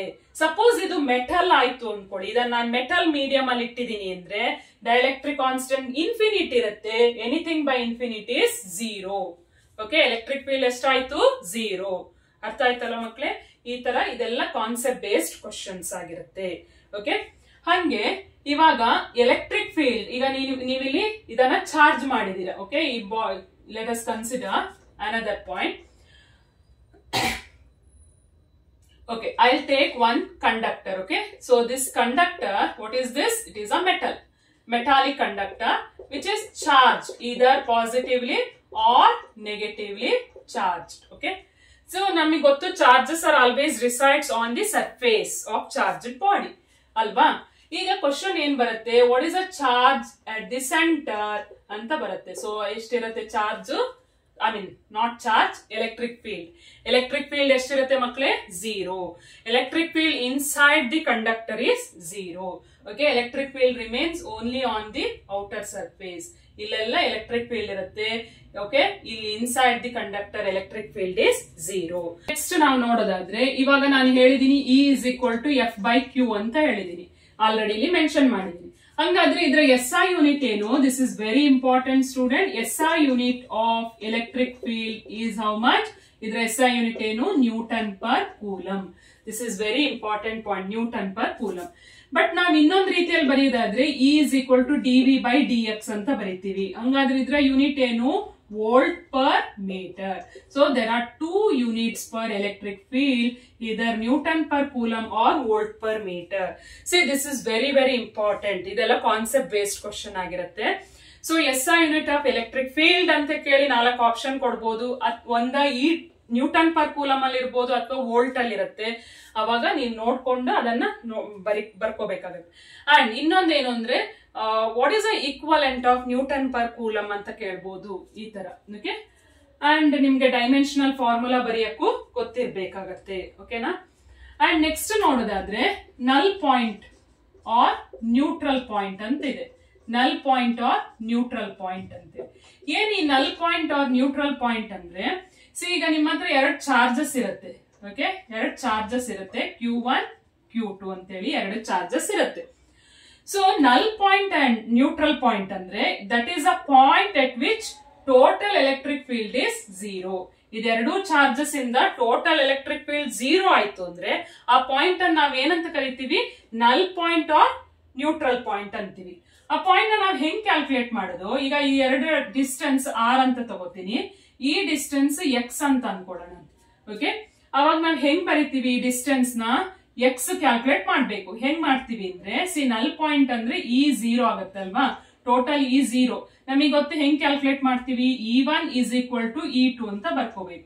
ಸೊ E1 ಅಂದ್ರೆ ಏನಿಲ್ಲಿ ಕಾನ್ಸ್ಟೆಂಟ್ K ಕ್ಯಾನ್ಸಲ್ ಆಗುತ್ತೆ ಅನ್ಕೊಳ್ಳಿ. Q1/x² is equal to Q2/R minus x whole square. Okay, so ಇದನ್ನ ಈ ಕಡೆ ತಗೋತೀನಿ, ಕ್ರಾಸ್ ಮಲ್ಟಿಪ್ಲೈ ಮಾಡ್ತೀನಿ. That is equal to Q2/Q1. ಅರ್ಥ ಆಯ್ತಲ್ಲ ಮಕ್ಕಳೇ? R minus x ಈ ಕಡೆ ಬರ್ತಿದ್ದೀನಿ, ಒಟ್ಟಿಗೆ ಬರ್ತಿದ್ದೀನಿ. So R minus x divided by x is square root ತಗೋತೀನಿ, Q2/Q1. ಸೊ ಈಗ ನಾನು ಏನ್ ಮಾಡ್ತೀನಿ, ಇಲ್ಲಿ R/x -1 ಆಗುತ್ತೆ. x/x ಅಂದ್ರೆ -1 ಆಗುತ್ತೆ. Okay, so that is equal to square root of Q2/Q1 ಅಂತ ಬರೀತೀನಿ. ನನಗೆ ಏನ್ ಕ್ಯಾಲ್ಕುಲೇಟ್ ಮಾಡ್ಬೇಕು? x ಕ್ಯಾಲ್ಕುಲೇಟ್ ಮಾಡ್ಬೇಕು ನನಗೆ. ಸೊ ಇದನ್ನ ಈ ಕಡೆ ತಗೋತೀನಿ. R/x is equal to square root of Q2/Q1, ಇಲ್ಲಿ +1 ಅಂತ ಬರ್ಕೋತೀನಿ. ಸೊ ನನಗ್ ಬೇಕಾಗಿರೋದು ಇವಾಗ x. ಸೊ x ಎಷ್ಟು? ಕ್ರಾಸ್ ಮಲ್ಟಿಪ್ಲೈ ಮಾಡ್ತೀನಿ. x ನಾನು ಈ ಕಡೆ ಬರೀತೀನಿ, ಇದನ್ನ ಇಲ್ಲಿ ಬರೀತೀನಿ. ಓಕೆ, ಇದು ಡಿನಾಮಿನೇಟರ್ ಬರುತ್ತೆ. Q2/Q1 +1. So this is a formula, right? ಇಲ್ಲಿ ಏನ್ ಮಾಡ್ಬೇಕು ಅಂದ್ರೆ, ಇಲ್ಲಿ ಪಾಸಿಟಿವ್ ಆರ್ ನೆಗೆಟಿವ್ ಇರುತ್ತೆ. Square root of Q2/Q1 plus or minus 1 ಅಂತ ಬರ್ಕೊಳ್ಳಿ. Positive for like charges and negative for unlike charges. ಇಲ್ಲಿ ನೀವು ಪಾಸಿಟಿವ್ ಬರೆದ್ರೆ ಇದು ಯಾವ್ದಕ್ಕೆ? Positive for like charges. ಇದೆರಡು ಸಿಮಿಲರ್ ಚಾರ್ಜ್ ಇತ್ತು ಅಂದ್ರೆ, ಲೈಕ್ ಚಾರ್ಜಸ್ ಇತ್ತು ಅಂದ್ರೆ ಅವಾಗ ಪಾಸಿಟಿವ್ ಬರುತ್ತೆ. ಓಕೆ, ನೋಡಿ ನಾನು ಇಲ್ಲಿ ಮಾಡ್ತಾ ಇರೋದು ಸಿಮಿಲರ್ ಅಂತ ತಗೊಂಡು ಮಾಡಿದೀನಿ. ಸಿಮಿಲರ್ ಅಂದಾಗ ನನಗೆ ಇಲ್ಲಿ ಪಾಸಿಟಿವ್ ಬರುತ್ತೆ. Negative charges for unlike, sorry negative, ಇಲ್ಲಿ -1 ಯಾವ್ದಕ್ಕೆ ಹಾಕ್ತೀರಾ ನೀವು? ಅನ್ಲೈಕ್ ಚಾರ್ಜಸ್ ಇದ್ರೆ -1 ಅಂತ ಹಾಕೋಬೇಕು, ಅನ್ಲೈಕ್ ಚಾರ್ಜಸ್. ನೆಕ್ಸ್ಟ್ ಪಾಯಿಂಟ್ ನೋಡೋದಾದ್ರೆ, ಈಗ ನಿಮ್ಮ ಹತ್ರ 2 ಸಿಮಿಲರ್ ಚಾರ್ಜಸ್ ಇರುತ್ತೆ, +Q +Q. Okay, 2 similar charges ಕೊಟ್ಟಿರ್ತಾರೆ. They are separated by some distance R. So what is the electric field at the centre? ಇಲ್ಲಿ ಎಷ್ಟು ಅಂದ್ರೆ ಎಲೆಕ್ಟ್ರಿಕ್ ಫೀಲ್ಡ್ 0 ಆಗಿರುತ್ತೆ. ಏನಕ್ಕೆ? ಇಲ್ಲಿ ನಾವೇನ್ ಮಾಡ್ಬೇಕು? We need to imagine 1 test charge, positive test charge ನ ಇಮ್ಯಾಜಿನ್ ಮಾಡ್ಕೊಳ್ಳಿ. ಅವಾಗ ಅದೇನಾಗುತ್ತೆ? ಇಲ್ಲೂ ಪಾಸಿಟಿವ್ ಇದೆ ಅಲ್ವಾ, ಅದು ರಿಪೆಲ್ ಮಾಡುತ್ತೆ. ಈ ಡೈರೆಕ್ಷನ್ ಅಲ್ಲಿ ಫಸ್ಟ್ ಎಲೆಕ್ಟ್ರಿಕ್ ಫೀಲ್ಡ್ ಇರುತ್ತೆ. ಸಿಮಿಲರ್ ಇದು ಏನ್ ಮಾಡುತ್ತೆ? ಇಲ್ಲಿ ಪಾಸಿಟಿವ್ ಟೆಸ್ಟ್ ಚಾರ್ಜ್ ನ ರಿಪೆಲ್ ಮಾಡುತ್ತೆ, ಈ ಡೈರೆಕ್ಷನ್ ಅಲ್ಲಿ ಇರುತ್ತೆ E2. ಅಂಡ್ ಇದರ ಮ್ಯಾಗ್ನಿಟ್ಯೂಡ್ ನೋಡ್ಕೊಳ್ಳಿ. ನಮಗೆ ಏನ್ ಗೊತ್ತು? E is equal to 1 constant K source divided by square of the distance ಅಂತ ಗೊತ್ತಲ್ವಾ? ಈಗ ಈ ಡಿಸ್ಟೆನ್ಸ್ ನಾನು ಏನಂತ ತಗೋತೀನಿ, ಇಲ್ಲಿಂದ ಇಲ್ಲಿವರೆಗೆ. ಈಗ ಇದು ಎ ಅಂತ ಅನ್ಕೊಂಡ್ರೆ, ಇದು ಬಿ ಅನ್ಕೊಂಡ್ರೆ, A to O whole square. Similarly E2 calculate ಮಾಡಿದ್ರೆ constant K Q divided by B to O whole square. ಇದು ಡಿಸ್ಟೆನ್ಸ್ ಎಒ ಬಿಒ ಸೇಮ್ ಇರುತ್ತೆ, ಚಾರ್ಜ್ ಸೇಮ್ ಇದೆ ಅಂದಾಗ magnitude of these two electric field same.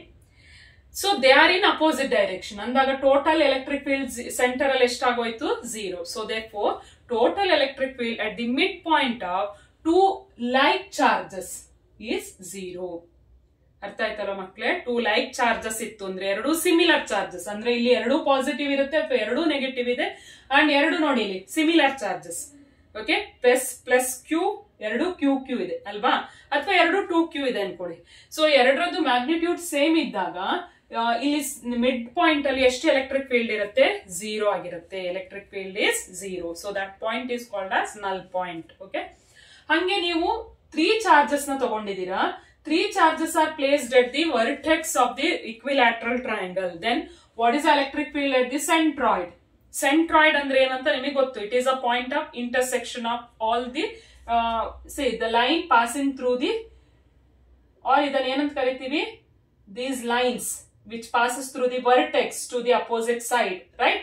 So ee ಒಂದು point of intersection of all these 3 lines, ಅದನ್ನ median ಅಂತಿರಲ್ವಾ, all 3 medians are called as centroid. So electric field at this centroid is 0. ಹಂಗೇನೆ ಇನ್ನೊಂದು point ಏನು ಅಂದ್ರೆ, ಈಗ ನಿಮ್ಮ ಹತ್ರ ಒಂದು ಚಾರ್ಜ್ಡ್ ಸ್ಪೆರಿಕಲ್ ಬಾಡಿ ಇದೆ, ಚಾರ್ಜ್ಡ್ ಕಂಡಕ್ಟರ್, ಸ್ಪೆರಿಕಲ್ ಕಂಡಕ್ಟರ್, ಇದು ಹಾಲೋ ಅಂತ ಅನ್ಕೊಳ್ಳಿ. ಅವಾಗ so charges are always resides on the surface, outer surface of this hollow spherical conductor. Then what is the electric field inside? Electric field inside is 0. Electric field inside this hollow spherical conductor is 0. Charged conductor is 0. ಈ 3 point ನೀವು ನೆನ್ಪಿಟ್ಕೊಳ್ಬೇಕು ಮಕ್ಕಳೇ. ನಲ್ point ಒಂದು ಹೇಳಿದೀನಿ ನಾನು. ನಲ್ point ನ ಹೆಂಗ್ ಫೈಂಡ್ ಔಟ್ ಮಾಡೋದು, ಡಿಸ್ಟೆನ್ಸ್ ಫೈಂಡ್ ಔಟ್ ಮಾಡೋದಕ್ಕೆ ಎಕ್ಸ್ಪ್ರೆಷನ್ ಕೊಟ್ಟಿದ್ದೀನಿ. ಅಂಡ್ ಈ 3 ಪಾಯಿಂಟ್ ನ ನಾನು ಹೇಳಿದೀನಿ. ಎಲೆಕ್ಟ್ರಿಕ್ ಫೀಲ್ಡ್ ಈ 3 ಪಾಯಿಂಟ್ ಅಲ್ಲೂ 0 ಆಗಿರುತ್ತೆ. ಓಕೆನಾ? ಸೊ ನೆಕ್ಸ್ಟ್ ನೋಡೋದಾದ್ರೆ, ಇವಾಗ ಯೂನಿಫಾರ್ಮ್ ಎಲೆಕ್ಟ್ರಿಕ್ ಫೀಲ್ಡ್ ಇಲ್ಲಿ ಆಕ್ಟ್ ಆಗ್ತಾ ಇರುತ್ತೆ ಅನ್ಕೊಳ್ಳಿ. ಸೊ ಚಾರ್ಜಸ್ ನ ನೀವು ಇಲ್ಲಿ ಪ್ಲೇಸ್ ಮಾಡಿದೀರಾ, ಒಂದು ಚಾರ್ಜ್ ನ ಪ್ಲೇಸ್ ಮಾಡಿದೀರಾ. ಓಕೆ, ಇಲ್ಲಿ ಯೂನಿಫಾರ್ಮ್ ಎಲೆಕ್ಟ್ರಿಕ್ ಫೀಲ್ಡ್ ಇರುತ್ತೆ. ಅವಾಗ ಏನಾಗುತ್ತೆ, this charge which experiences electrostatic force. ಈ ಚಾರ್ಜ್ ಪಾಸಿಟಿವ್ ಇತ್ತು ಅಂದ್ರೆ that experiences force along the direction of electric field and what is the magnitude, QE. Okay, charge negative ಇತ್ತು ಅಂದ್ರೆ that experiences force opposite to the direction of electric field. So what is the magnitude? Again magnitude is same, F is QE.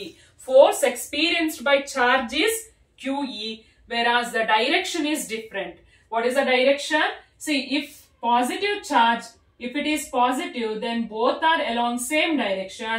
If it is negative, then they are in opposite direction. F is force is acting opposite to the direction of electric field. ಇದಕ್ಕೆ related questions ಕೇಳುವ chances ಇರುತ್ತೆ. Okay, ಇದೆಲ್ಲ concept based questions. ಓಕೆನಾ? ಇವಾಗ force ಇದೆ ಅಂದಾಗ ಏನಾಗುತ್ತೆ, body, so that charge body experience, I mean when there is a force of attraction or repulsion, then what happens, body accelerates, that charged particle accelerate ಅಂದ್ರೆ ನಾವು ಹೆಂಗ್ calculate ಮಾಡ್ತೀವಿ, F is ma and that is equal to Q into E. Hello ಮಕ್ಕಳೇ, so ನಾವಿಲ್ಲಿ ಎರಡು force ನ equate ಮಾಡಿದೀನಿ. ಒಂದೇನು, so the force, electrostatic force on charged particle is return as QE ಅಲ್ವಾ. ಸೊ ಒಂದು ಚಾರ್ಜ್ಡ್ ಪಾರ್ಟಿಕಲ್ ನ ನೀವು ಎಲೆಕ್ಟ್ರಿಕ್ ಫೀಲ್ಡ್ ಅಲ್ಲಿ ಇಟ್ಟಾಗ ಅದರ ಮೇಲೆ ಏನಾಗುತ್ತೆ, ಫೋರ್ಸ್ ಬೀಳುತ್ತೆ. ಆ ಫೋರ್ಸ್ ಗೆ ಏನಂತ ಕರಿತೀವಿ, ಎಲೆಕ್ಟ್ರೋಸ್ಟಾಟಿಕ್ ಫೋರ್ಸ್ ಅಂತೀವಿ ಅಲ್ವಾ. ಅಟ್ರಾಕ್ಷನ್ ಇರ್ಬೋದು, ರಿಪಲ್ಷನ್ ಇರ್ಬೋದು. ಸೊ ಒಂದು ಫೋರ್ಸ್ ಅದರ ಮೇಲೆ ಬೀಳ್ತಿದೆ ಅಂದಾಗ ಆ ಚಾರ್ಜೆಡ್ ಪಾರ್ಟಿಕಲ್ ಏನಾಗುತ್ತೆ, ಆಕ್ಸಿಲರೇಟ್ ಆಗುತ್ತೆ. ಇದು ಬೇಸಿಕ್ ಐಡಿಯಾ, ನಮಗೆ ಗೊತ್ತು, ನ್ಯೂಟನ್ಸ್ ಲಾ ದಲ್ಲಿ ಕಲ್ತಿದೀವಿ ನಾವು. ಸೊ ಅಂದ್ರೆ ಆಗ ಫೋರ್ಸ್ ನ ನಾವು ಬೇಸಿಕ್ ಅಲ್ಲಿ ಹೆಂಗ್ ಬರಿತೀವಿ ಅದನ್ನ, m into a. So ma is QE, ಇದನ್ನ ಇಕ್ವೇಟ್ ಮಾಡಿ ಅವಾಗ ಆಕ್ಸಿಲರೇಷನ್ ಹೆಂಗ್ ಬರಿತೀವಿ, QE divided by m. Okay, this is one important point, right? Similarly, ಇವಾಗ ಈ ಚಾರ್ಜೆಡ್ ಪಾರ್ಟಿಕಲ್ ಮೂವ್ ಆಗ್ತಾ ಇದೆ ಅಂದಾಗ with what velocity it is moving, u plus at ಅಲ್ವಾ. ಇನಿಷಿಯಲ್ ವೆಲಾಸಿಟಿ ಎಷ್ಟಿರುತ್ತೆ, ಸ್ಟಾರ್ಟಿಂಗ್ ಅಲ್ಲಿ 0, ಅದರ ಮೇಲೆ ಏನು ಫೋರ್ಸ್ ಇಲ್ಲದಾಗ initially charged particle is at rest. Once it experiences force, then it starts moving, alva? So therefore initial velocity is 0. So now we calculate ಮಾಡ್ತೀವಿ velocity is at, velocity is a is qe divided by m into t. ಈ ತರ calculate ಮಾಡಬಹುದು. ಹಂಗೆ next question ಬರುತ್ತೆ, ಹಂಗಾದ್ರೆ ಎಷ್ಟು distance travel ಆಯ್ತು? ಎಷ್ಟು ಡಿಸ್ಟೆನ್ಸ್ ಟ್ರಾವೆಲ್ ಆಯ್ತು ಅಂದ್ರೆ ನಾವ್ ಏನ್ ಯೂಸ್ ಮಾಡ್ತೀವಿ? ut plus half at square. So once again u 0 ಆಗುತ್ತೆ ಅಂದಾಗ x ಹೆಂಗ್ ಕ್ಯಾಲ್ಕುಲೇಟ್ ಮಾಡ್ತೀರಾ? Half a is qe divided by m into t square. ಈ ತರ ಫಾರ್ಮುಲಾಗಳೆಲ್ಲ ಅಪ್ಲೈ ಮಾಡ್ಬೇಕು ಮಕ್ಕಳೇ. ಸಿಇಟಿ ಸಾಲ್ವ್ ಮಾಡೋದಂದ್ರೆ ನಿಮಗೆ ಒಂದು ಕಾನ್ಸೆಪ್ಟ್ ಅರ್ಥ ಆಗಿರ್ಬೇಕು ಅಂಡ್ ಈಕ್ವೇಶನ್ಗಳು ಫಾರ್ಮುಲಾಗಳು ಗೊತ್ತಿರ್ಬೇಕು, ಒಂದಕ್ಕೊಂದು ಲಿಂಕ್ ಮಾಡ್ಕೋಬೇಕು ನೀವು. ಅಂದ್ರೆ ಎಲ್ಲಾನು ಈಗ ನೀವು ಲಾಸ್ಟ್ ಇಯರ್ ಕಲ್ತಿದ್ದೀರಾ ಅಂತ ಮರ್ತು ಬಿಡೋದಲ್ಲ, ಲಿಂಕ್ ಮಾಡ್ಕೋಬೇಕು, ಒಂದಕ್ಕೊಂದು ರಿಲೇಟ್ ಮಾಡ್ಕೊಂಡು ಅಂಡ್ ಯಾವ ಕ್ವಶನ್ ಕೇಳಿದ್ದಾರೆ ಅದಕ್ಕೆ ಲಿಂಕ್ ಮಾಡಕ್ ಕಲ್ತ್ಕೋಬೇಕು ನೀವು. ಎಲ್ಲಾನು ಲಿಂಕ್ ಮೇಲೆ ಹೋಗುತ್ತೆ, ಅಂದ್ರೆ ಒಂದಕ್ಕೊಂದು ರಿಲೇಟ್ ಮಾಡ್ಕೊಂಡು ಆನ್ಸರ್ ಮಾಡಕ್ ಕಲ್ತ್ಕೋಬೇಕು. ಅವಾಗ ನೀವು ಈಸಿಲಿ ಸಾಲ್ವ್ ಮಾಡ್ಕೊಂಡು ಹೋಗ್ಬೋದು.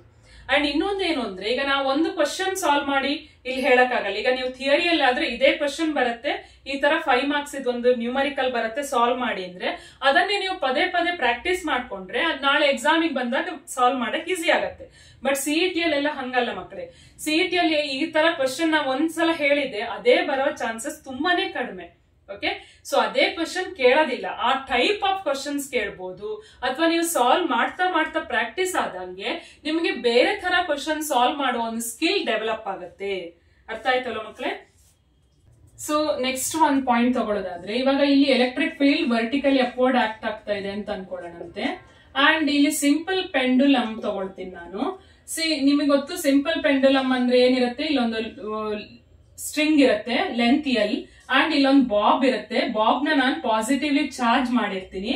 Bob of mass M is positively charge. Okay, positive charges ಏನ್ ಮಾಡುತ್ತೆ? It experience force along the direction of electric field, F Q into E, along the direction of electric field ಅಲ್ವಾ? So ಈ ಕಡೆ charge force experience ಮಾಡುತ್ತೆ upward direction, ಅಂದ್ರೆ acceleration ಯಾವ direction ಇರುತ್ತೆ ಅದು ಅಪ್ವರ್ಡ್ ಡೈರೆಕ್ಷನ್ ಅಲ್ಲಿ ಇರುತ್ತೆ. ಸೊ ಎಂ ಇಂಟು ಜಿ ಅಂತ ತಗೊಳ್ಳೋಣಂತೆ. Okay, that is also in upward direction. M G is equal to Q E. Therefore how to write G? G is Q E by M. Okay, ನಾನು ಇದನ್ನ G dash ಅಂತ ತಗೋತೀನಿ, Q E by M. But ನಮಗೆ ಗೊತ್ತು downward direction ಅಲ್ಲೂ ಇದರ weight ಆಗ್ತಾ ಇರುತ್ತೆ. Weight is acting in downward direction ಅಲ್ವಾ? ಡೌನ್ವರ್ಡ್ ಡೈರೆಕ್ಷನ್ ಅಲ್ಲಿ ಇದರ ವೇಟ್ ಆಗ್ತಾ ಇರುತ್ತೆ. ಸೊ ಹಂಗಾದ್ರೆ time period of simple pendulum ನಾವ್ ಹೆಂಗ್ ಬರೆಯೋದು? 2π square root of L by G ಅಲ್ವಾ? ಈ ಜಿ ಪ್ಲೇಸ್ ಅಲ್ಲಿ ನಾವ್ ಏನ್ ಮಾಡಿರ್ಬೇಕಂದ್ರೆ ಇಲ್ಲಿ ಒಂದು ಜಿ ಅಂದ್ರೆ ಏನಿದು? ಇದರ weight is acting in downward direction ಅಲ್ವಾ? ಜಿ. ಬಟ್ ಇಲ್ಲಿ because of electric field it experience force in upward direction. So ಎರಡು ಫೋರ್ಸ್ ಆಕ್ಟ್ ಆಗ್ತಾ ಇರುತ್ತೆ ಅಲ್ವಾ? ಒಂದು ಗ್ರಾವಿಟೇಷನಲ್ ಫೋರ್ಸ್, ಇನ್ನೊಂದು electrostatic force. Right? Gravitational force is acting in downward direction, electrostatic force is acting in upward direction. So therefore what is our net force? Fg minus Fe. ಹಂಗಾದ್ರೆ ನಾನು ಇದನ್ನ ಹೆಂಗ್ ಬರೀತೀನಿ? ಇಲ್ಲಿ m ಬೇಡ, ನಾನು ಬರೀ g ಬರ್ಕೋಬೇಕು. Because what is expression for time period? 2π ರೂಟ್ L by G. This is a basic expression. So ಇದಕ್ಕಾದ್ರೆ ಏನ್ ಬರೀತೀವಿ ನಾವು? 2π square root of L divided by G minus G dash. G dash ಎಷ್ಟು ಇಲ್ಲಿ? Q E by M. ಈ ತರ ಆಗುತ್ತೆ ಮಕ್ಕಳೇ. ಸೊ ನಿಮ್ಗೆ ಹಿಂಗೆ ಒಂದು ಎಕ್ಸ್ಪ್ರೆಷನ್ ಗೊತ್ತಿತ್ತು ಅಥವಾ ಫಾರ್ಮುಲಾ ಗೊತ್ತಿತ್ತು ಅಂದ್ರೆ ಒಂದಕ್ಕೊಂದು ರಿಲೇಟ್ ಮಾಡಕ್ಕೆ ನೀವು ಕಲ್ತ್ಕೋಬೇಕಾಗತ್ತೆ. ಸೊ ಇದನ್ನ ನೀವು ನೆಗೆಟಿವ್ಲಿ ಚಾರ್ಜ್ ಮಾಡಿತ್ತು ಅಂದ್ರೆ negative charge experience force in downward direction along the direction of weight ಅಲ್ವಾ? ಗ್ರಾವಿಟೇಷನಲ್ ಫೋರ್ಸ್ ಡೈರೆಕ್ಷನ್ ಕಡೆನೆ ಆಕ್ಟ್ ಆಗೋದ್ರಿಂದ ಅವಾಗ ಇಲ್ಲಿ ಪ್ಲಸ್ ಬರೀತೀರಾ. So this is for positive charge and here you have to write plus for negative charge. Is it clear for? Is it clear student? Next electric field lines ನೋಡೋದಾದ್ರೆ ನಮಗೆ ಗೊತ್ತು electric field lines are imaginary lines, okay, that tells about the path along which a positive test charge is moving if it is allowed to move, right? So ಅಂದ್ರೆ ಒಂದು test charge, positive test charge ನ ನೀವು source charge ಪಕ್ಕ ಇಟ್ಟಾಗ ಏನಾಗುತ್ತೆ? that experiences either force of attraction or repulsion, right? So because of this force what happens? It tends to move either towards the source or away from the source. Single charge ಇತ್ತು ಅಂದ್ರೆ, single charge source single ಆಯ್ತು ಅಂದ್ರೆ ಅದು direct straight line ಅಲ್ಲಿ ಹೋಗುತ್ತೆ, straight line ಅಲ್ಲಿ ಹೋಗುತ್ತೆ. So ಅವಾಗ electric field lines are nothing but it is a imaginary line, imaginary path along which what positive test charge is moving.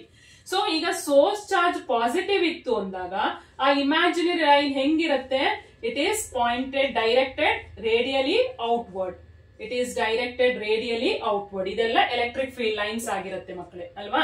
So source charge negative ಇತ್ತು ಅಂದಾಗ ಅವಾಗ ಹೆಂಗಾಗಿರುತ್ತೆ, it is radially inward. Okay, radially inward. ಇದೆಲ್ಲ ನೀವು ಕಲ್ತಿದ್ದೀರ ಅಲ್ವಾ, ಥಿಯರಿಯಲ್ಲಿ ಗೊತ್ತಿರುವ point ಅಲ್ವಾ. So ಇದೆಲ್ಲ ನಿಮಗೆ ಇದ್ರ ರಿಲೇಟೆಡ್ ಕೆಲವೊಂದು ಕ್ವಶನ್ಸ್ ಗಳು ಬರುತ್ತೆ. Okay, crowded the electric field line stronger will be the electric field at that point. ಇದೆಲ್ಲ ಗೊತ್ತಿರಬೇಕಾದ ಪಾಯಿಂಟ್. ಓಕೆ, ಅಂಡ್ ಕೆಲವೊಂದು ನೆಕ್ಸ್ಟ್ ಎಲೆಕ್ಟ್ರಿಕ್ ಫ್ಲಕ್ಸ್ ನೋಡೋದಾದ್ರೆ, ಎಲೆಕ್ಟ್ರಿಕ್ ಫ್ಲಕ್ಸ್ ನ ನಾವು ಹೆಂಗ್ ಬರಿತೀವಿ, ಫೈ ಇ ಅಂತ ಬರಿತೀವಿ. So that is E S cos theta ಅಲ್ವಾ, ಇ ಎಸ್ ಕಾಸ್ ಥೀಟಾ ಅನ್ನ ಫೈ ಇ ಅಂತ ಬರಿತೀವಿ. ಅಂಡ್ ಫ್ಲಕ್ಸ್ ಇದ್ ಯೂನಿಟ್ ಏನಾಗಿರುತ್ತೆ, ವೆಬರ್ ಆಗಿರುತ್ತೆ. ಇದೆಲ್ಲ ಗೊತ್ತಿರಬೇಕಾಗಿರುತ್ತೆ. ಫ್ಲಕ್ಸ್ ಯೂನಿಟ್ ವೆಬರ್ ಆಗುತ್ತೆ. Okay, and electric vector form ಅಲ್ಲಿ ನಾವು ಬರೆಯೋದಾದ್ರೆ, electric flux is scalar quantity. So ಇದನ್ನ ಡಾಟ್ ಅಂತ ಹಾಕಿ ಹಿಂಗ್ ಬರೀಬೇಕು, because electric flux is a scalar quantity. E dot S ಅಂತ ಬರಿತೀವಿ, vector E dot vector S ಅಂತ ಬರಿತೀವಿ. ಅಂಡ್ ಇಲ್ಲಿ ಗಾಸ್ ಲಾ ನಾವು ತಗೊಳ್ಳೋದಾದ್ರೆ, ಗಾಸ್ ಲಾ ಏನ್ ಹೇಳುತ್ತೆ, total electric flux through a closed surface is 1/ε0 times net charge enclosed by that surface. See, based on this you can expect numerical, CET questions. ಇದು concept based questions ಆಗಿರುತ್ತೆ ಮಕ್ಕಳೇ. ಇದ್ರಲ್ಲೂ ಅಷ್ಟೇ ತುಂಬಾನೇ ನೀವು ಈ ತರ ಇದಕ್ಕೆ ರಿಲೇಟೆಡ್ ತುಂಬಾ ಕ್ವಶನ್ಸ್ ನ ನೀವು ಎಕ್ಸ್ಪೆಕ್ಟ್ ಮಾಡಬಹುದು. ಓಕೆ, ಅಂಡ್ ನೆಕ್ಸ್ಟ್ ನಾವು ನೋಡೋದಾದ್ರೆ, ಇವಾಗ ಲೈನ್ ಚಾರ್ಜ್ ಅಂತ ಇರುತ್ತೆ. ಇನ್ಫೈನೈಟ್ಲಿ ಥಿನ್ ಲೈನ್ ಚಾರ್ಜ್ ನ ನೀವು ಪಾಸಿಟಿವ್ ಅಥವಾ ನೆಗೆಟಿವ್ ಚಾರ್ಜಸ್ ಇರುತ್ತೆ ಅನ್ಕೊಳ್ಳಿ, ಪಾಸಿಟಿವ್ ಆರ್ ನೆಗೆಟಿವ್ ಚಾರ್ಜ್ ಇರುತ್ತೆ ಅಂದ್ರೆ ಎಲೆಕ್ಟ್ರಿಕ್ ಫೀಲ್ಡ್ ಏನಾಗುತ್ತೆ, electric field at any point can be return as 1/2πε0 ಇಲ್ಲಿ ಏನ್ ತಗೋತೀವಿ ನಾವು, ಲ್ಯಾಂಬ್ಡಾ ಡಿವೈಡೆಡ್ ಬೈ ಆರ್ ಅಂತ ತಗೋತೀವಿ. Where what is lambda, linear charge density. Okay, linear charge density. Linear charge density ಅಂದ್ರೆ ಏನು, charge per unit length, charge per unit length. ಹಂಗೆ ನೀವು ಒಂದು ಇನ್ಫೈನೈಟ್ ಶೀಟ್ ತಗೊಂಡ್ರೆ, ಇನ್ಫೈನೈಟ್ಲಿ ಪ್ಲೇನ್ ಶೀಟ್ ತಗೊಂಡು ಅದನ್ನ ಪಾಸಿಟಿವ್ ಅಥವಾ ನೆಗೆಟಿವ್ ಚಾರ್ಜಸ್ ಹಾಕಿತ್ತು ಅಂದ್ರೆ, ಥಿನ್ ಶೀಟ್ ಗೆ ಏನಾಗುತ್ತೆ, ಎಲೆಕ್ಟ್ರಿಕ್ ಫೀಲ್ಡ್ ಎಷ್ಟಿರುತ್ತೆ, ಥಿನ್ ಶೀಟ್ ಅಲ್ಲಿ ಎಲೆಕ್ಟ್ರಿಕ್ ಫೀಲ್ಡ್ ಎಷ್ಟಿರುತ್ತೆ, E is equal to sigma by epsilon naught. E is equal to sigma by 2ε0 ಬರೀತೀವಿ. ಇಲ್ಲಿ ಸಿಗ್ಮಾ ಅಂದ್ರೆ ಏನು, ಸರ್ಫೇಸ್ ಚಾರ್ಜ್ ಡೆನ್ಸಿಟಿ ಆಗಿರುತ್ತೆ. ಇದು Q by A, surface charge density. ಇದಕ್ಕೂ ಅಷ್ಟೇ SI ಯೂನಿಟ್ ಏನು ಅಂತ ಕೇಳಬಹುದು. SI ಯೂನಿಟ್ ಏನು, ಕೂಲಂ ಪರ್ ಮೀಟರ್ ಸ್ಕ್ವೇರ್, ಅಥವಾ ಡೈಮೆನ್ಷನಲ್ ಫಾರ್ಮುಲಾಗಳೆಲ್ಲ ಕೇಳ್ತಾರೆ ಇದಕ್ಕೆ ರಿಲೇಟೆಡ್. ಓಕೆ, ಥಿಕ್ ಶೀಟ್ ಇತ್ತು ಅಂದ್ರೆ, ಥಿಕ್ ಶೀಟ್ ಅಂದ್ರೆ ಇಲ್ಲಿ ಇನ್ನೂ ಒಂದು ಲೇಯರ್ ತಗೋಬೇಕು ನೀವು. ಅವಾಗ ಇದೆರಡನ್ನ ಆಡ್ ಮಾಡ್ತೀರಾ. ಇದೆರಡನ್ನ ಆಡ್ ಮಾಡಿದಾಗ ಎಷ್ಟಾಗುತ್ತೆ, ಇಲ್ಲಿ 1/2 ಪ್ಲಸ್ 1/2 ಅಂದ್ರೆ 1 ಬರುತ್ತೆ. ಥಿಕ್ ಶೀಟ್ ಇತ್ತು ಅಂದ್ರೆ ಇನ್ಫೈನೈಟ್ಲಿ ಚಾರ್ಜ್ ಅಂದ್ರೆ ಇಲ್ಲಿಗ ಚಾರ್ಜ್ಡ್ ಇನ್ಫೈನೈಟ್ ಥಿಕ್ ಶೀಟ್ ಅಂತ ತಗೊಂಡಾಗ ಎಲೆಕ್ಟ್ರಿಕ್ ಫೀಲ್ಡ್ ಎಷ್ಟಾಗುತ್ತೆ, ಸಿಗ್ಮಾ ಬೈ ε0 ಆಗುತ್ತೆ. ಓಕೆ, ಹಂಗೆ ನಿಮ್ಮ ಹತ್ರ ಸ್ಪೆರಿಕಲ್ ಬಾಡಿ ಇತ್ತು ಅಂದ್ರೆ, ಸ್ಪೆರಿಕಲ್ ಶೆಲ್ ಇತ್ತು ಅಂದ್ರೆ, spherical shell okay, it is positively charge or negatively charge. Okay, then see there are 3 points to be considered. One is if the radius is capital R. Okay, so the question is what happens when the point is inside. Andre iga R andre enu, small r andre distance of point. Distance of point is less than R andre ee point illello irutte ankoli inside the spherical shell, then electric field is 0. If R is equal to R, ಇಲ್ಲಿ ನೀವು 3 point ತಗೋಬೇಕು. R is equal to R ಅಂದ್ರೆ ಈ small r is equal capital R ಅಂದ್ರೆ ಎಲ್ಲಿರುತ್ತೆ, point is on the surface. Then E is how much, 1/4πε0 Q divided by R square ಅಂತ ಬರೀತೀವಿ ಮಕ್ಕಳೇ ಇಲ್ಲಿ. ಸೊ ಇಲ್ಲಿ Q ಇಲ್ಲಿ ನೋಡಿ 4πr square ಅಂದ್ರೆ ಏನು, area of the sphere. Okay, surface area of sphere. So Q by A ಅಂದ್ರೇನು, sigma. therefore E can be written as sigma by ε0. Okay, E is equal to sigma by ε0 ಆಗುತ್ತೆ. Okay, ಇದು ಯಾವ್ದ್ರಲ್ಲಿ, on the surface. Okay, ಅಥವಾ ಈಗ ನಾನು R ಅನ್ನ ಹೊರಗಡೆ ತಗೋತೀನಿ ಅನ್ಕೊಳ್ಳಿ. ಸೊ ಈಗ ನನ್ನ ಹತ್ರ ಇಲ್ಲೊಂದು ಶೆಲ್ ಇದೆ, ಅದರ ರೇಡಿಯಸ್ ಆರ್ ಆಗಿರುತ್ತೆ. ಓಕೆ, ಈ ಪಾಯಿಂಟ್ ಇಲ್ಲೆಲ್ಲೋ ತಗೋತೀನಿ ಅಂದ್ರೆ ಆ ಡಿಸ್ಟೆನ್ಸ್ ಆರ್ ಆಗುತ್ತೆ, which is greater than R. If the distance is greater than r, then how to find out electric field, which is 1/4 pi epsilon naught q divided by r square ಆಗುತ್ತೆ. So ನಾನು ಇಲ್ಲಿ ಏನ್ ಮಾಡಬೇಕು, multiply by capital R square divided by capital R square. Then what happens? E becomes qr square divided by epsilon naught. So 4 pi capital R square ಅಂತ ಬರೀತೀನಿ. ಈ 4 pi R square ಅಂದ್ರೆ area ಆಗುತ್ತೆ, q by a ಅಂದ್ರೆ sigma. So therefore sigma r square divided by epsilon naught into small r square into small r square. ಇದು expression. ಈ ತರ electric field ಗೆ ಕೆಲವೊಂದು ಎಕ್ಸ್ಪ್ರೆಷನ್ ಗಳು ಇರುತ್ತೆ ಮಕ್ಕಳೇ. ಸ್ಪೆರಿಕಲ್ ಶೆಲ್ ಅಥವಾ ಕಂಡಕ್ಟರ್ ಅಂತ ಅನ್ಕೊಂಡ್ರೆ ಅವಾಗ ಇಲ್ಲಿ ನೋಡಿ ಆರ್, ಇದು ಕ್ಯಾಪಿಟಲ್ ಆರ್ ಅನ್ಕೊಳ್ಳಿ, ಇದು 0, ಆರ್ 0. ಓಕೆ, ಇದು ಕ್ಯಾಪಿಟಲ್ ಆರ್. ಸೊ ಆರ್ 0 ದಿಂದ ಕ್ಯಾಪಿಟಲ್ ಆರ್ ವರೆಗೆ ಅಂದ್ರೆ ಆರ್, ಸ್ಮಾಲ್ ಆರ್ ಅಂದ್ರೆ ಡಿಸ್ಟೆನ್ಸ್ ಅಲ್ವಾ. Small r is nothing but distance of the point from the centre. So small r 0 ಅಂದ್ರೆ ಎಲ್ಲಿರುತ್ತೆ ಪಾಯಿಂಟ್, ಈ ಪಾಯಿಂಟ್ ಎಲ್ಲಿರುತ್ತೆ ಸೆಂಟರ್ ಅಲ್ಲಿರುತ್ತೆ. ಅಥವಾ ಇಲ್ಲಿಂದ ಇಲ್ಲಿವರೆಗೂ ಕ್ಯಾಪಿಟಲ್ ಆರ್ ಬರೋವರೆಗೂ ಈ ಇದಿಷ್ಟು ಪಾಯಿಂಟ್ ಅಲ್ಲಿ ಎಲೆಕ್ಟ್ರಿಕ್ ಫೀಲ್ಡ್ ಎಷ್ಟಿರುತ್ತೆ 0. ಸೊ ನಾನು ಇದನ್ನ ಕ್ಯಾಪಿಟಲ್ ಆರ್ ಅಂತ ತಗೊಂಡ್ರೆ till capital R, 0 to capital R, electric field is 0. Therefore, this is a graph. Straight line ಇಲ್ಲಿ drawn ಮಾಡಿ ಹೀಗೆ ಒಂದು ಈ ತರ ಹಾಕೊಳ್ಳಿ. Okay, 0, electric field is 0 everywhere from 0 to capital R. Capital R ಅಲ್ಲಿ electric field ಎಷ್ಟಿರುತ್ತೆ, capital R ಅಲ್ಲಿ electric field ಎಷ್ಟಿರುತ್ತೆ ಅಂದ್ರೆ when the point is on the surface, electric field is sigma by epsilon naught, which is maximum. Somewhere here I'll take. Okay, so electric field is maximum. And what happens as you go away from the spherical shell? ನಾವು ಹೊರಗೆ ಬಂದಂಗೆ ಏನಾಗ್ತಾ ಹೋಗುತ್ತೆ, electric field decrease ಆಗುತ್ತೆ. Electric field decreases inversely. Okay, electric field ನೋಡಿ is inversely proportional to square of the distance. Therefore this is a graph. ಈ ತರ graph ಬರುತ್ತೆ ನಮಗೆ. Electric field decreases. Okay, square of the distance, square of the distance, inversely proportional to square of the distance. ಈಗ square ಇಲ್ಲ ಅಂದ್ರೆ straight line ಬರಿಬೇಕಿತ್ತು. Square ಇರೋದಕ್ಕೆ ಏನಾಗುತ್ತೆ, ಎಕ್ಸ್ಪೋನೆನ್ಷಿಯಲ್ ಗ್ರಾಫ್ ಹಾಕೋಬೇಕು. This is for conductor. Non conductor ಆಗಿತ್ತು ಅಂದ್ರೆ, suppose ಇದು ನಾನ್ ಕಂಡಕ್ಟರ್ ಇದ್ರೆ ಈ ತರ ಬರ್ಕೋಬೇಕು ಗ್ರಾಫ್, ಹಿಂಗಿರುತ್ತೆ. This is for insulator. Okay, ಅಂದ್ರೆ inside the shell electric field is directly proportional to distance. Outside the shell it is inversely proportional to square of the distance. Okay, and on the surface it is maximum. This is for non-conductor. Okay na makkale, ee tara ಕೆಲವೊಂದು point ಗಳಿರುತ್ತೆ. Next ಮಕ್ಕಳೇ, dipole ಬಗ್ಗೆ ನೋಡೋದಾದ್ರೆ electric dipole ಅಂದ್ರೇನು? So ಇಲ್ಲಿ equal and unlike charges separated by small distance is called electric dipole. ಅಂದ್ರೆ ಎರಡು charge equal ಆಗಿರುತ್ತೆ, magnitude equal ಇರುತ್ತೆ, ಬಟ್ ಒಂದು ಪಾಸಿಟಿವ್ ಇನ್ನೊಂದು negative. So unlike charges and separated by small distance. ಅದರ ಎರಡರ ಮಿಡ್ಲ್ ಇರುವ ಡಿಸ್ಟೆನ್ಸ್ ತುಂಬಾ ಚಿಕ್ಕದಾಗಿರುತ್ತೆ, ಮಿಲಿಮೀಟರ್ ಅಲ್ಲೆಲ್ಲ ಇರುತ್ತೆ. ಓಕೆ, ಸೊ ಆ ಒಂದು ಇದನ್ನ ಡೈಪೋಲ್ ಅಂತೀವಿ. ಫಾರ್ ಎಕ್ಸಾಂಪಲ್ H+Cl- ಅಲ್ವಾ. ಸೊ ಆ ತರ ಡೈಪೋಲ್ಗಳಿರುತ್ತೆ.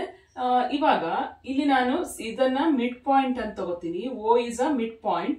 ಓಕೆ, ಅಂಡ್ ಒಂದು ಚಾರ್ಜ್ ಎ ಡಿಸ್ಟೆನ್ಸ್ ಅಲ್ಲಿ ಇದ್ರೆ ಇನ್ನೊಂದು ಚಾರ್ಜ್ ಅಷ್ಟೇ ಎ ಡಿಸ್ಟೆನ್ಸ್ ಅಲ್ಲಿ ಇರುತ್ತೆ. ಅಂದ್ರೆ ಟೋಟಲ್ ಡಿಸ್ಟೆನ್ಸ್ ಎಷ್ಟಾಯ್ತು, 2a ಆಗುತ್ತೆ. ಇದೆರಡರ ಮಿಡ್ಲ್ ಅಲ್ಲಿರುವ ಡಿಸ್ಟೆನ್ಸ್ 2a ಆಗುತ್ತೆ. ಇವಾಗ ಈ ಸ್ಟ್ರೆಂತ್ ಆಫ್ ಡೈಪೋಲ್ ನಾವು ಹೆಂಗ್ ಮೆಜರ್ ಮಾಡ್ತೀವಿ, ಡೈಪೋಲ್ ಮೊಮೆಂಟ್ ಅಂತೇಳಿ ಮೆಜರ್ ಮಾಡ್ತೀವಿ. ಸೊ ಡೈಪೋಲ್ ಮೊಮೆಂಟ್ ಹೆಂಗ್ ಫೈಂಡ್ ಔಟ್ ಮಾಡೋದು, it is a product of one of the charges and separation between them. Okay, Q into 2a. So ಇದು ಡೈಪೋಲ್ ಮೊಮೆಂಟ್ ವೆಕ್ಟರ್ ಕ್ವಾಂಟಿಟಿ ಆಗಿರುತ್ತೆ. This is very important point. Dipole moment is a vector quantity. So then what is the direction of this vector? ಇದರ direction ಯಾವುದು ಅಂದ್ರೆ, it is always acts from negative charge to positive charge. It is directed towards positive charge, negative to positive charge. ಈ direction ಅಲ್ಲಿ dipole moment act ಆಗುತ್ತೆ, negative to positive charge. ಅರ್ಥ ಆಯ್ತಲ್ಲ ಮಕ್ಕಳೇ? So dipole ಮೇಲೆ questions, CET questions ಬರುತ್ತೆ. Okay, ಇವಾಗ ಈ ಎರಡು ಚಾರ್ಜಸ್ ಏನ್ ಮಾಡುತ್ತೆ, ಡೈಪೋಲ್ ನ ನಾವು ಡೈಪೋಲ್ ಪ್ರೊಡ್ಯೂಸಸ್ ಎಲೆಕ್ಟ್ರಿಕ್ ಫೀಲ್ಡ್ ಅಲ್ವಾ. ಸೊ ಯಾವ್ದೆರಡು ಪಾಯಿಂಟ್ ಅಲ್ಲಿ ನಾವು ಎಲೆಕ್ಟ್ರಿಕ್ ಫೀಲ್ಡ್ ಫೈಂಡ್ ಔಟ್ ಮಾಡ್ತೀವಿ, ಒಂದು ಆಕ್ಸಿಯಲ್ ಲೈನ್, ಇನ್ನೊಂದು ಇಕ್ವಿಟೋರಿಯಲ್ ಲೈನ್. ಆಕ್ಸಿಯಲ್ ಲೈನ್ ಅಂದ್ರೆ ಇವಾಗ ಇಲ್ಲಿ ನಾನು ಡೈಪೋಲ್ ತಗೋತೀನಿ, positive charge and negative charge ನಾನು ತಗೋತೀನಿ. ಓಕೆ, ಆಕ್ಸಿಯಲ್ ಲೈನ್ ಅಂದ್ರೆ line joining this charge okay on both the side. ಈ ಲೈನಿಗೆ ಆಕ್ಸಿಯಲ್ ಲೈನ್ ಅಂತ ಹೇಳ್ತೀವಿ. So at any point on the axial line, okay, so let us consider this point is at a distance r. You consider a point P on the axial line. It may be the right side or left side. Okay, so then what is the expression for electric field at this point? So first ನಾವು ಏನ್ ಮಾಡ್ತೀವಿ ಅಂದ್ರೆ, this is a direction of dipole moment. Okay, negative charge to positive charge. So ಇವಾಗ ನಾವೇನ್ ಮಾಡ್ತೀವಿ, ಇಲ್ಲಿ negative charge ಏನ್ ಮಾಡುತ್ತೆ, ಇಲ್ಲಿ ಎಲೆಕ್ಟ್ರಿಕ್ ಫೀಲ್ಡ್ ನ ಪ್ರೊಡ್ಯೂಸ್ ಮಾಡುತ್ತೆ. What is the direction of electric field due to negative charge? Negative ಅಂದಾಗ ಏನಿರುತ್ತೆ, it is always towards it. Okay, ಇದು ಇ ಮೈನಸ್ ಕ್ಯೂ ಅಂತ ಬರೀತೀವಿ, ಇದು E plus Q. Okay, E plus Q. ಇವಾಗ ನೋಡಿ, what is the expression for electric field? It is constant K Q divided by distance, square of the distance ಅಲ್ವಾ. ನಾನು ಇದನ್ನ A ಅಂತ ತಗೊಂಡ್ರೆ ಇದನ್ನು ಬಿ ಅಂತ ತಗೋತೀನಿ. ಓಕೆ, ಅವಾಗ ಡಿಸ್ಟೆನ್ಸ್ ಏನಾಗುತ್ತೆ, say for positive charge it is A P square, and for negative charge it is constant K Q divided by B P square. Okay, Q same ಇರುತ್ತೆ. ಎ ಪಿ ಅಂದ್ರೇನು, A to P ಇದು ಜಾಸ್ತಿ ಇರುತ್ತೆ. Larger the distance, A to P ಜಾಸ್ತಿ ಇದೆಯಲ್ವಾ, so larger distance this E will be less. So ಇದು ಕಮ್ಮಿ ಇರುತ್ತೆ, ಅಂದ್ರೆ ಪಾಸಿಟಿವ್ ಚಾರ್ಜ್ ಪ್ರೊಡ್ಯೂಸ್ ಮಾಡಿರುವ ಎಲೆಕ್ಟ್ರಿಕ್ ಫೀಲ್ಡ್ ಸ್ವಲ್ಪ ಕಡಿಮೆ ಇರುತ್ತೆ.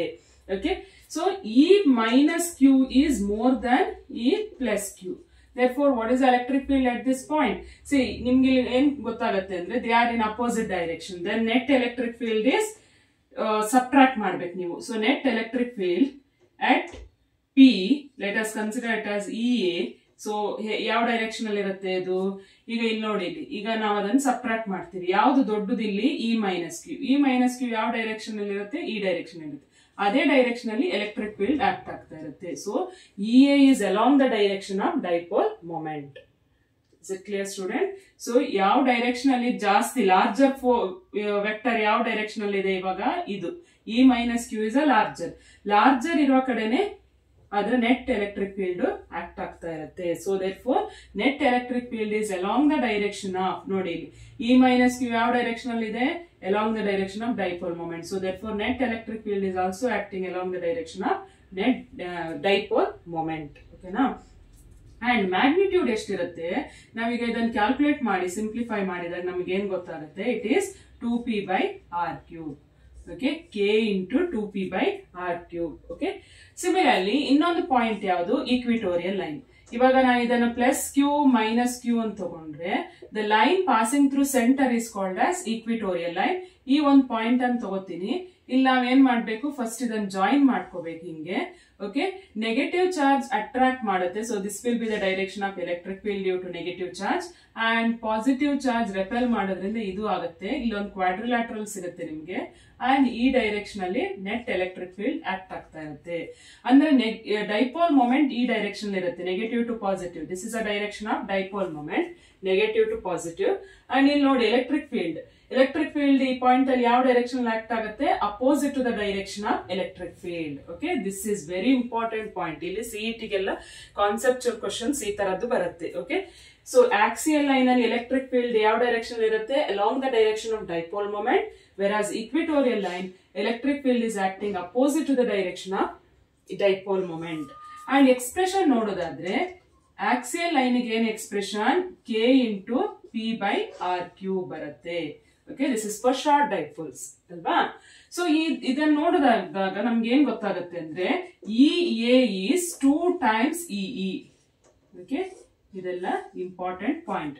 EA ಎಷ್ಟಿರುತ್ತೆ ಅಂದ್ರೆ electric field on the axial line is twice that on the equatorial line. This is very important point. Okay, ಹಂಗೆ ನೋಡೋದಾದ್ರೆ ಇವಾಗ ಇಲ್ಲಿ ನಾನು electric field, uniform electric field act ಆಗ್ತಾ ಇರುತ್ತೆ. ಇಲ್ಲಿ ನಾನು ಡೈಪೋಲ್ ನ ಪ್ಲೇಸ್ ಮಾಡಿದೀನಿ. ಇದು ನೆಗೆಟಿವ್ ಚಾರ್ಜ್, ಇದು ಪಾಸಿಟಿವ್. ಓಕೆ, ಪಾಸಿಟಿವ್ ಡೈಪೋಲ್ ನ ಪ್ಲೇಸ್ ಮಾಡಿದೀನಿ. ಸೊ ದಟ್ ಡೈಪೋಲ್ ಮೊಮೆಂಟ್ ಯಾವ ಡೈರೆಕ್ಷನ್ ಇರುತ್ತೆ, ನೆಗೆಟಿವ್ ಟು ಪಾಸಿಟಿವ್ ಅಲ್ವಾ, ಈ ಡೈರೆಕ್ಷನ್ ಇರುತ್ತೆ. ದಿಸ್ ಡೈಪೋಲ್ ಮೊಮೆಂಟ್ ಅಲೈನ್ಸ್, ನೋಡಿ ಈ ಒಂದ್ ಸ್ವಲ್ಪ ಆಂಗಲ್ ಕ್ರಿಯೇಟ್ ಮಾಡುತ್ತೆ. It makes an angle theta with uniform electric field. Okay, it is not align parallel or perpendicular to electric field. Okay, ಹೆಂಗ್ alignment ಹೆಂಗಿದೆ ಅಂದ್ರೆ, ನಾನು ಯಾವ ತರ ಪ್ಲೇಸ್ ಮಾಡಿದೀನಿ ಇಲ್ಲಿ ಡೈಪೋಲ್ ನ ಅಂದ್ರೆ, so it makes at an angle theta with electric field. ಅವಾಗ ಏನಾಗುತ್ತೆ, ಇಲ್ಲಿ negative charge it experience force opposite to the direction of electric field. So ಎಷ್ಟು ಫೋರ್ಸ್ ಎಷ್ಟಿರುತ್ತೆ, Q into E. Similarly, positive charge experience force along the direction of electric field, alva. So along the direction of electric field, which is Q into E. So there are two forces, they are equal in magnitude and opposite in direction. These two forces called as couple. So couple rotates the dipole. So rotational effect produced on the rotational effect produced on this dipole placed in uniform electric field is measured in terms of torque.